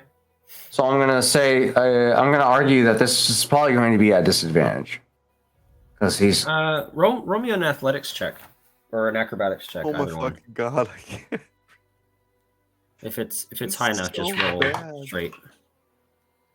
Is the acrobatics check at disadvantage or is it a flat No. roll? No, it's a flat roll. Okay, 18 plus 9 is going to be 27 to. 27? Or Yeah, just acrobatics. roll your attack just regular, not a disadvantage or anything. 14 plus 10 for Ivara. Nope, 9 plus Ivara. For a 23 to hit. This is. William has become honed. The killing. Transitioned into a killing machine at this point. Because of the information that was brought to light to him by Xenia. And this transitions pretty well into the information that was just rolled. 7 plus Ivara's 7, 14 piercing damage to the target that he was shooting at on his descent. Okay, perfect. He spends his second attack action clearing his path to Aveline. Whether or not he needs to make another second attack roll or if it's just spent, period. He makes it he makes a run to her. And he uses his bonus action to feed her his only potion of healing that he has left. He's in half. He's desperate in this moment. He's not reacting rationally. Okay. The information that was presented to him is this is his daughter, and the fact that she's in two pieces does not fucking register to him. He is trying to save her. Okay.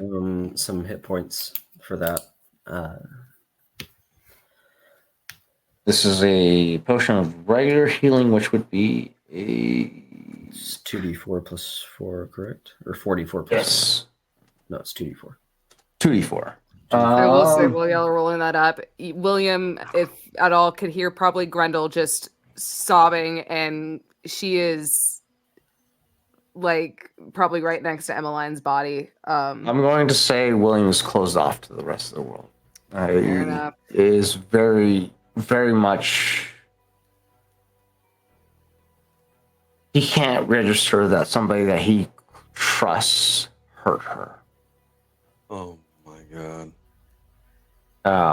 And yes, seeing Aveline split in two, he pours a potion of healing down her throat for 4 plus 4, plus that will be an 8 points of healing. Okay. Trying to pull her together. 1d4 blood loss each round. As you pour this potion in, her eyes open.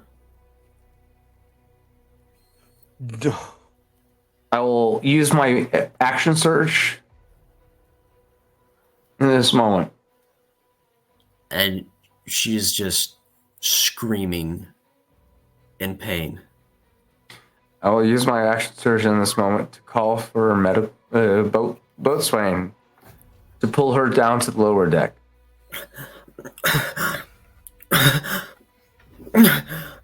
You're fine, Aveline. You're fine. I will. You're fine. Shuthalar. Shuthalar. Is he still nearby?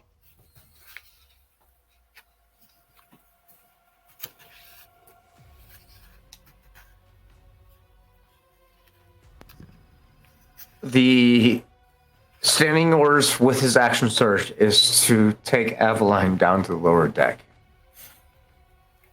Hearing the words from Emrys himself,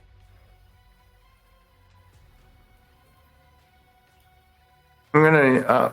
I have to roll a wisdom check because William's definitely fucking distraught in this fucking moment. God.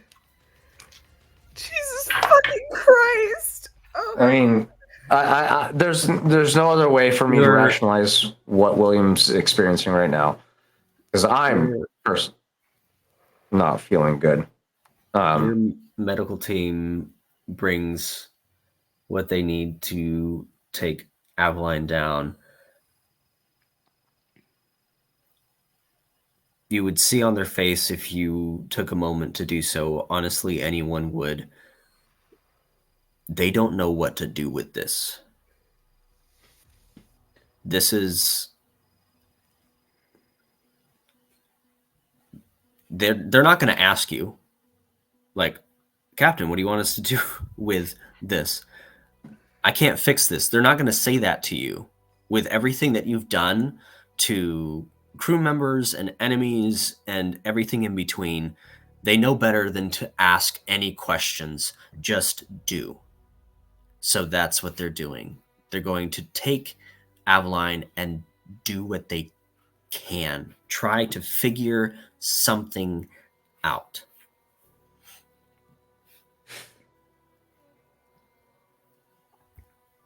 I would imagine, despite that, there's some people that would ask questions. And there's a deep-seated anger in William's eyes at just the mentioning of, or just the disbelief of being able to save her. I don't care what you have to do. Save her!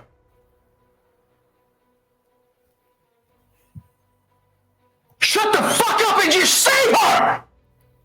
I, Captain. And they're just looking at each other like, and they carefully put her on this stretcher and begin to move through down below. In this moment, there is a level of feralness in William's eyes. He's struggling to maintain his bearings, with Grendel losing her bearings and shooting up his crew.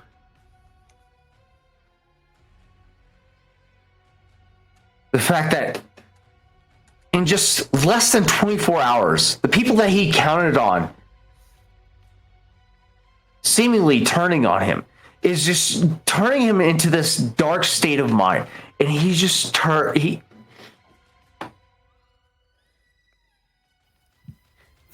them all. Kill them fucking all. Anything that pursues us, kill them all! Fire all cannons!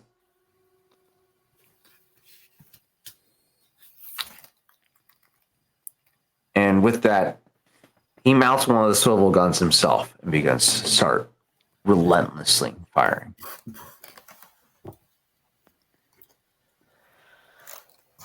The group that has landed on the deck of the Pale Lady will be moving and taking their attacks on the group.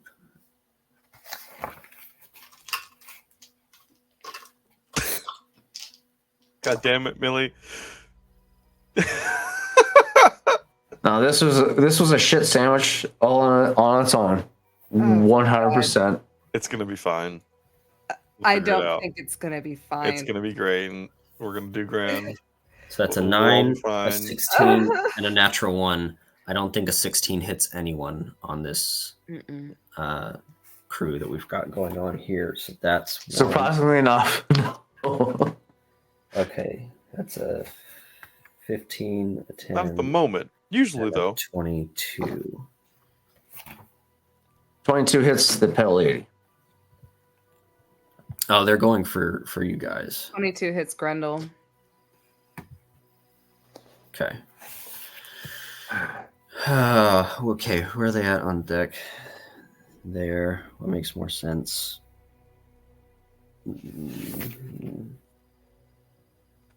Okay. Oh my god. This is fun. This is heavy. Okay. Emrys. It's at disadvantage against you, correct? Because you are dodging? Since your last round, yeah. That was the turn before this. So yeah. So that's no longer in play. Right. Okay. 3 points. God, sometimes I wish I was a little less honest.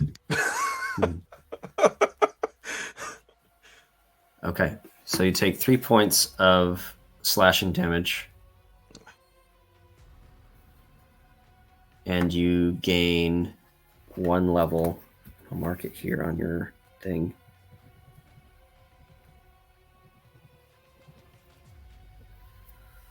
You gain 1 level of embers, is what we'll call it. Okay. Okay, that is their turn. It is Grendel's turn, followed by Emrys. God. And no one has been able to hit her at this point, correct? Mm-hmm. Whether it's been avoiding or it's been reactive blocking William, with shield. William, at this point, is definitely by your side, tending to Eveline. But I will say that. Grendel at this point does not attack. She is sitting there. Her hands are in her face, And as her face rises up, you can see the bloody handprints on over both of her eyes as she is just sobbing. And she goes, I don't know. I'm a fucking monster.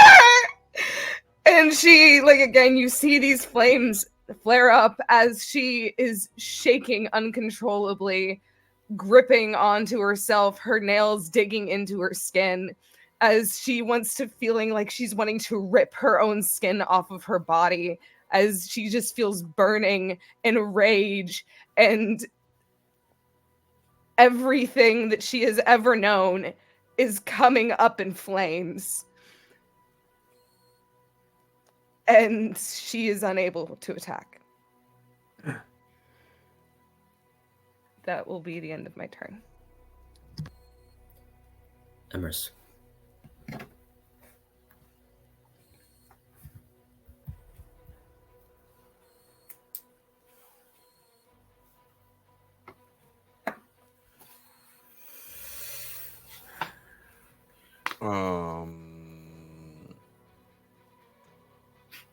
Emrys is going to make 2 attacks at disadvantage with his new short bow. Really don't have much left.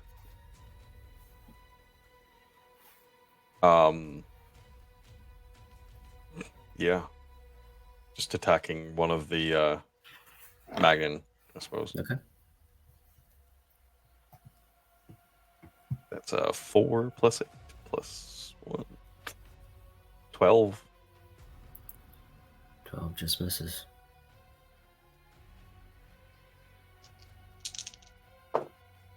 And that's a natural 1. These creatures, these embodiment of fire,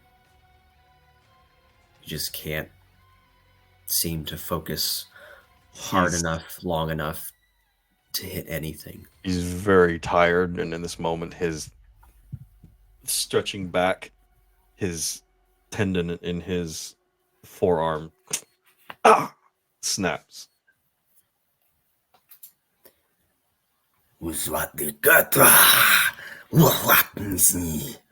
it's a Magman speaking Ignis and says, "This weakling doesn't have anything left.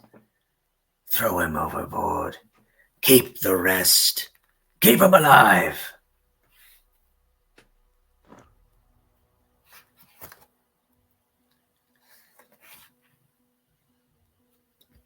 As this is happening,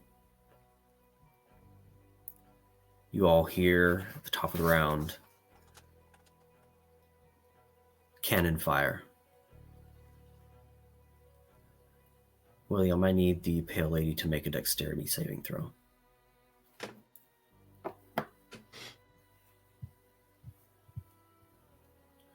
As emerging from the rolling ashen clouds and mist,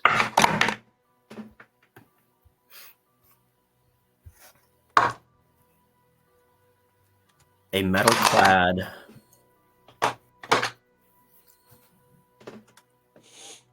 metal-clad man of war.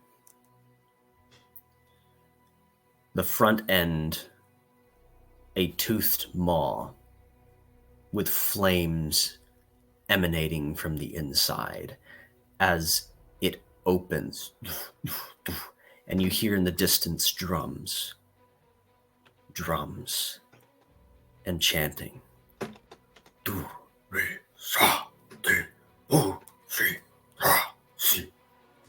And another ship emerges from the ashen cloud, and another, and another. 2 men of wars, 3 galleons, 3 brigs.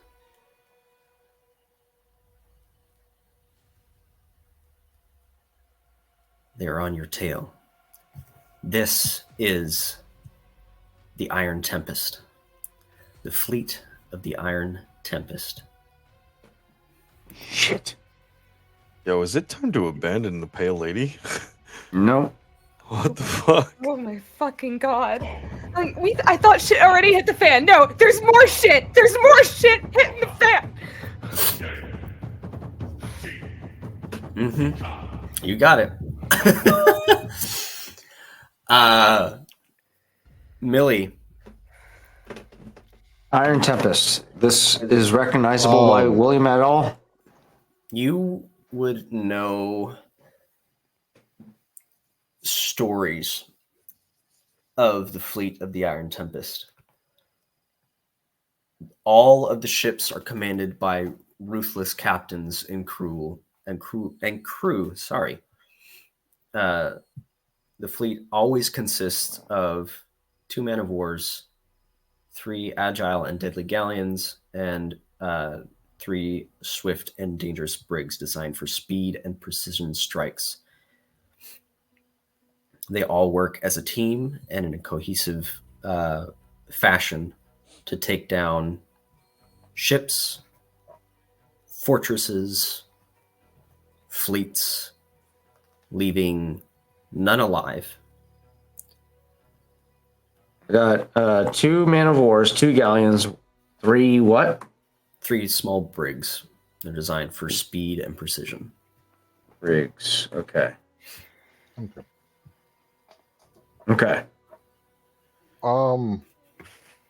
We are vastly outnumbered in this We're gonna case. need a wax on and wax off if this is just gonna buff out. Jesus Christ. Each man of war is manned by 100 men, 100 cannons per side. Yeah. This is a fight we will die by if we stick around. And as everything rumbles, what's that dexterity saving throw for me?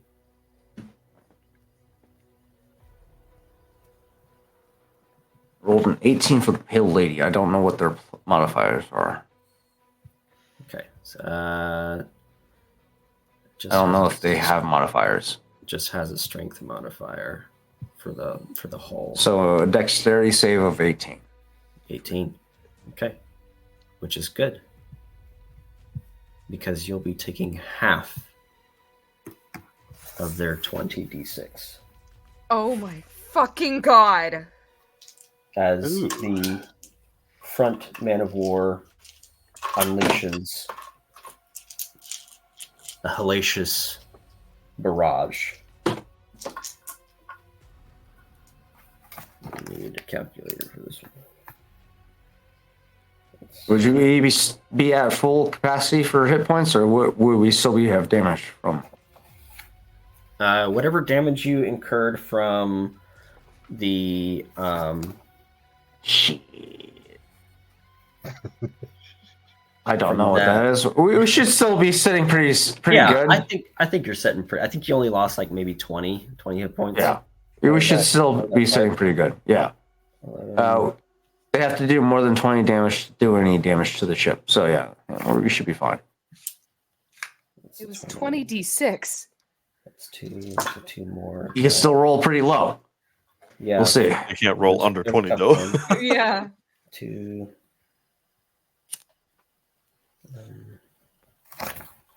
Okay, this is the last. Dear God. That cautious part of Emrys's mind is like, it may be time to go. we have to run. Yeah, that was in. No, he's not thinking run on the ship. He's thinking run to the hole and get all of these people out of here as fast as he can. We have one advantage on our side, which is the fact that we have artillery fire that can trail us the whole time. They can continue to pursue us. What if they will pursue us at a cost? Okay, so that is half of 96 points of damage, bludgeoning. 43. 40. Half of 43 is. Half of 51. 96. I hate that I never know what you're gonna do. Holy shit! Half of Scare the fuck out of 53 me. is so hard to fucking do. Half of 53. This is a siege weapon, so it It's twice damage. Yeah. Double damage to structures, so your resistance to bludgeoning damage for the ship does not come into play. Ah, fuck. So it would be 26.5 damage times 2 because of siege weapons, so 53. 53.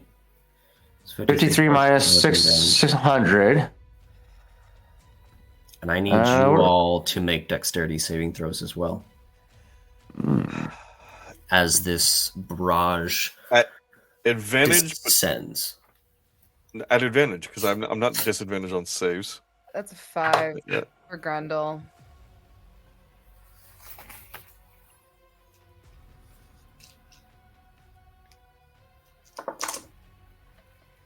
All of this is happening at the top of the round, right?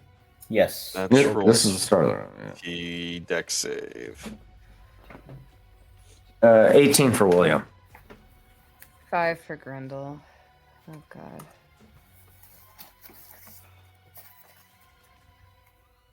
Okay, so Millie, you save. William, you save. What's yours, Emerus? Natural 20 Natural 20. You save. or 27. Okay, so those who saved, well, actually, because Grendel has what she has going on, you didn't deal any damage this round. Does your rage end at the end of your turn or the beginning of this next turn? As long as she continues to take damage, her rage continues. She didn't take any damage or deal damage that round. This should quantify as damage for the save, right? Oh, This, for the last this round. will, for the last round is what I'm talking about. Does it end Oh, that she didn't- round or does it She end didn't attack this- or get dealt damage the It last ends round. that So Grendel round just- instantly. right It Wow. ends that round? Yeah. Yeah. So if she Okay, didn't do then- anything after she raged, then yeah, at the end of the round, it I need you to roll me a finished. Constitution saving throw, Grendel. Yeah. Shit. 19 19. plus 6, 19, 20, 22, 23, 25. 25. Your strength returns to normal. Your AC bonus is gone, and your flames have extinguished. All right. No level of exhaustion from any of that. All right. But with your rage ended, you will take all Full of it. If damage. it How was much going to is be, that? it would be 21 points of fire damage. So 11 to the rest of you. Well, am I resistant to fire damage, or is it only when I'm raging? While you're raging, you are. Okay, so how many points? You said 24? 21. Oh, 21. 11 to the rest of us. 11 to the rest of you, yes. Right? Fire damage. Yeah. Why did it have to be fire? Everyone's getting triggered tonight. Whew. And the deck is a light. No. That's not good. Shit. Standing orders continue return fire from the mortars as he continues to try and hold together his Who's newly turn is- discovered fucking daughter from the two pieces that he just discovered her in. I thought she was taken below deck. Yeah. All right. So whose turn is it? It's Millie's turn. You're up. Oh my William on deck. God. So There's only how for me many to understand- riders? We've got, let's see, that one's gone. We've got 5 Magmen and six Magmen. What I don't understand is, weren't we running and gunning the Magnum? Yes. How did the ships Yes. catch up to us? They're flying. They're I not. was There's no ships. They're Pointing winds the flying. other way. Mm-hmm. The man of They're wars riding. and shit. And the brigade. There's ships pursuing us, but right now what's catching up to us is the harpies. Okay. Yeah, So the I'm Harpies just gonna have caught up and they are on your tail. The Man of I'm Wars just gonna are keep in them. They had mortar. they have artillery. distance. Yeah. Yeah, they have artillery range because of the artillery has 1,000-foot reach. But with your assistance, we'll get out of that range technically by this round. Hopefully, I'll be able to assist. So Millie. what Millie's going to do, he saw the girl go below, and the sun is still able to do something. And we have, so Millie, the same presence before, I doubt anybody in the party, Grendel or Simite knows. I know William doesn't, but it's essentially that stalemate back at the warehouse where he needs to choose a dire situation. Flip a coin. And given Millie's past, Millie is going to look to Imris, and he is going to send his raven towards Imris with a glittering coin as Millie runs below deck where William's daughter is. Free action drops his duster coat over her, and he is going to pick her up, and with the remainder of his movement attempt to make it through the hole. Does all of this succeed in what he is about to do? So you're wanting to Yeah. Take her through the portable hole. move to the portable hole Mm-hmm. and with her exit info. with With the girl. the girl. And if he doesn't have enough movement, he will attempt to cast a spell. Okay. I would say where everyone is kind of filtering into the portable hole is somewhere below deck, in a safer location. And I would say fairly close to the medical bay where she was headed. So I will say that you have enough movement to get there. What would you like to do? He is going to step into the hole, or he is going to teleport into the hole, and he is going to vanish. I William, he needs to do insight. Yeah, there's, yeah. There's no way. Can you roll like a persuasion so I can engage myself as to how well this is going to go? What I can do is for you, William, if you're doing, what was your insight? I don't want to give you the results because William's going to use his, depending on the situation. You don't have to give me the results, but just tell me, roll your persuasion or deception, whatever you're fucking rolling, roll it. So this is a matter of if you remember Millie's life or his past. It's not William considering anything other than his own emotional distress right now. Correct. He's fucked up right now. Does William know that Millie has Aveline at this point? William's with Aveline right now, trying to piece her together. Oh, I thought he's you down told there. Medical to take her. No, he went with her. He took a couple shots and is following medical. Oh, you're abandoning top deck. Yes. At this point, William's fully distraught. The fact that it was just revealed to him that he has a fucking second child on his ship this whole fucking time is fucking with him so hard. So yeah, with that then, if you're down there, Millie is going to say to you, free action, give me the girl. I will bring her back as she was before. Remember, you're not the only father that has lost a child in this lifetime. You're not about to lose yours. Okay. In this case, I definitely do need a persuasion check. Yeah, he'll do that. So from Millie, that is a 13, Be charismatic, 15, you 16, 17, 18, motherfucker. 19, 20, 21. Yeah, 22 persuasion. You have a I have a plus 9. A 6 to beat. Oh. William. Oh, he desperate. He'll take anything at this point. You confront William in this moment. You see the feral desperation in his eyes. Yeah. This is beyond just fucking self-preservation. This is something for the preservation of his legacy. Not something that has been exposed to anybody. You're getting firsthand account of William's full-on desperation. Yeah.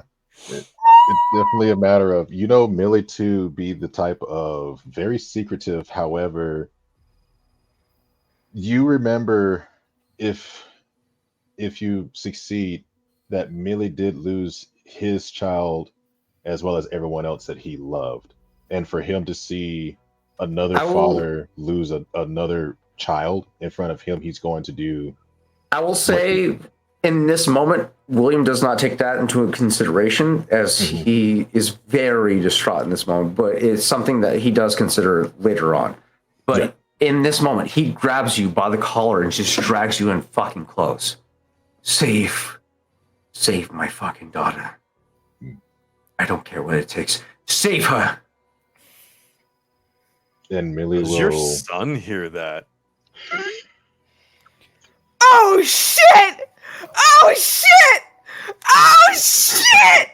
Tarzan's like, out of character. This is why y'all keep me around. Oh my god!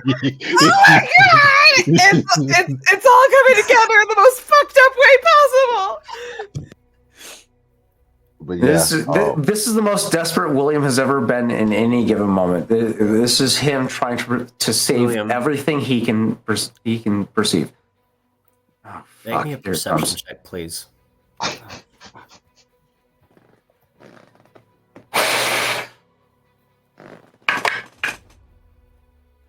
It's a 9. I'm going to supplement it with a superiority die with a D8.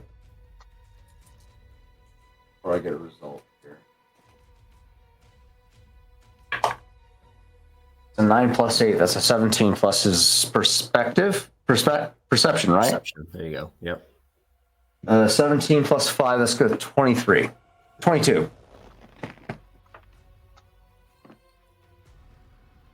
You're focused on Millie.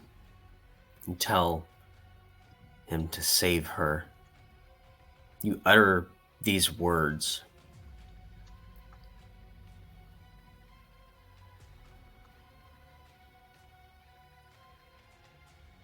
And the blurry background over Millie's shoulder focuses.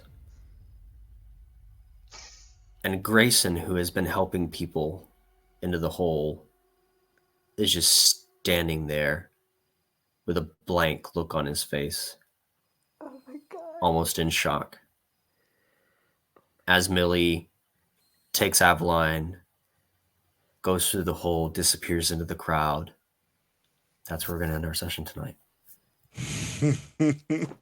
Oh my Thanks god. everybody for coming by for a pretty heavy session. We were not expecting it to go that dark, but thanks for sticking around and hanging with us. We'll pick up next time with the Iron Tempest fleet on the tail of the Pale Lady to see if they escape in time, or if they get blown to smithereens by these 8 ships. But, Shit just got fucking dark as fuck. Oh my god. All right. We'll see you next time on To Be Diced. Goodbye. 2 weeks. 2 weeks from now. Oh my god. Bye. Oh, fuck.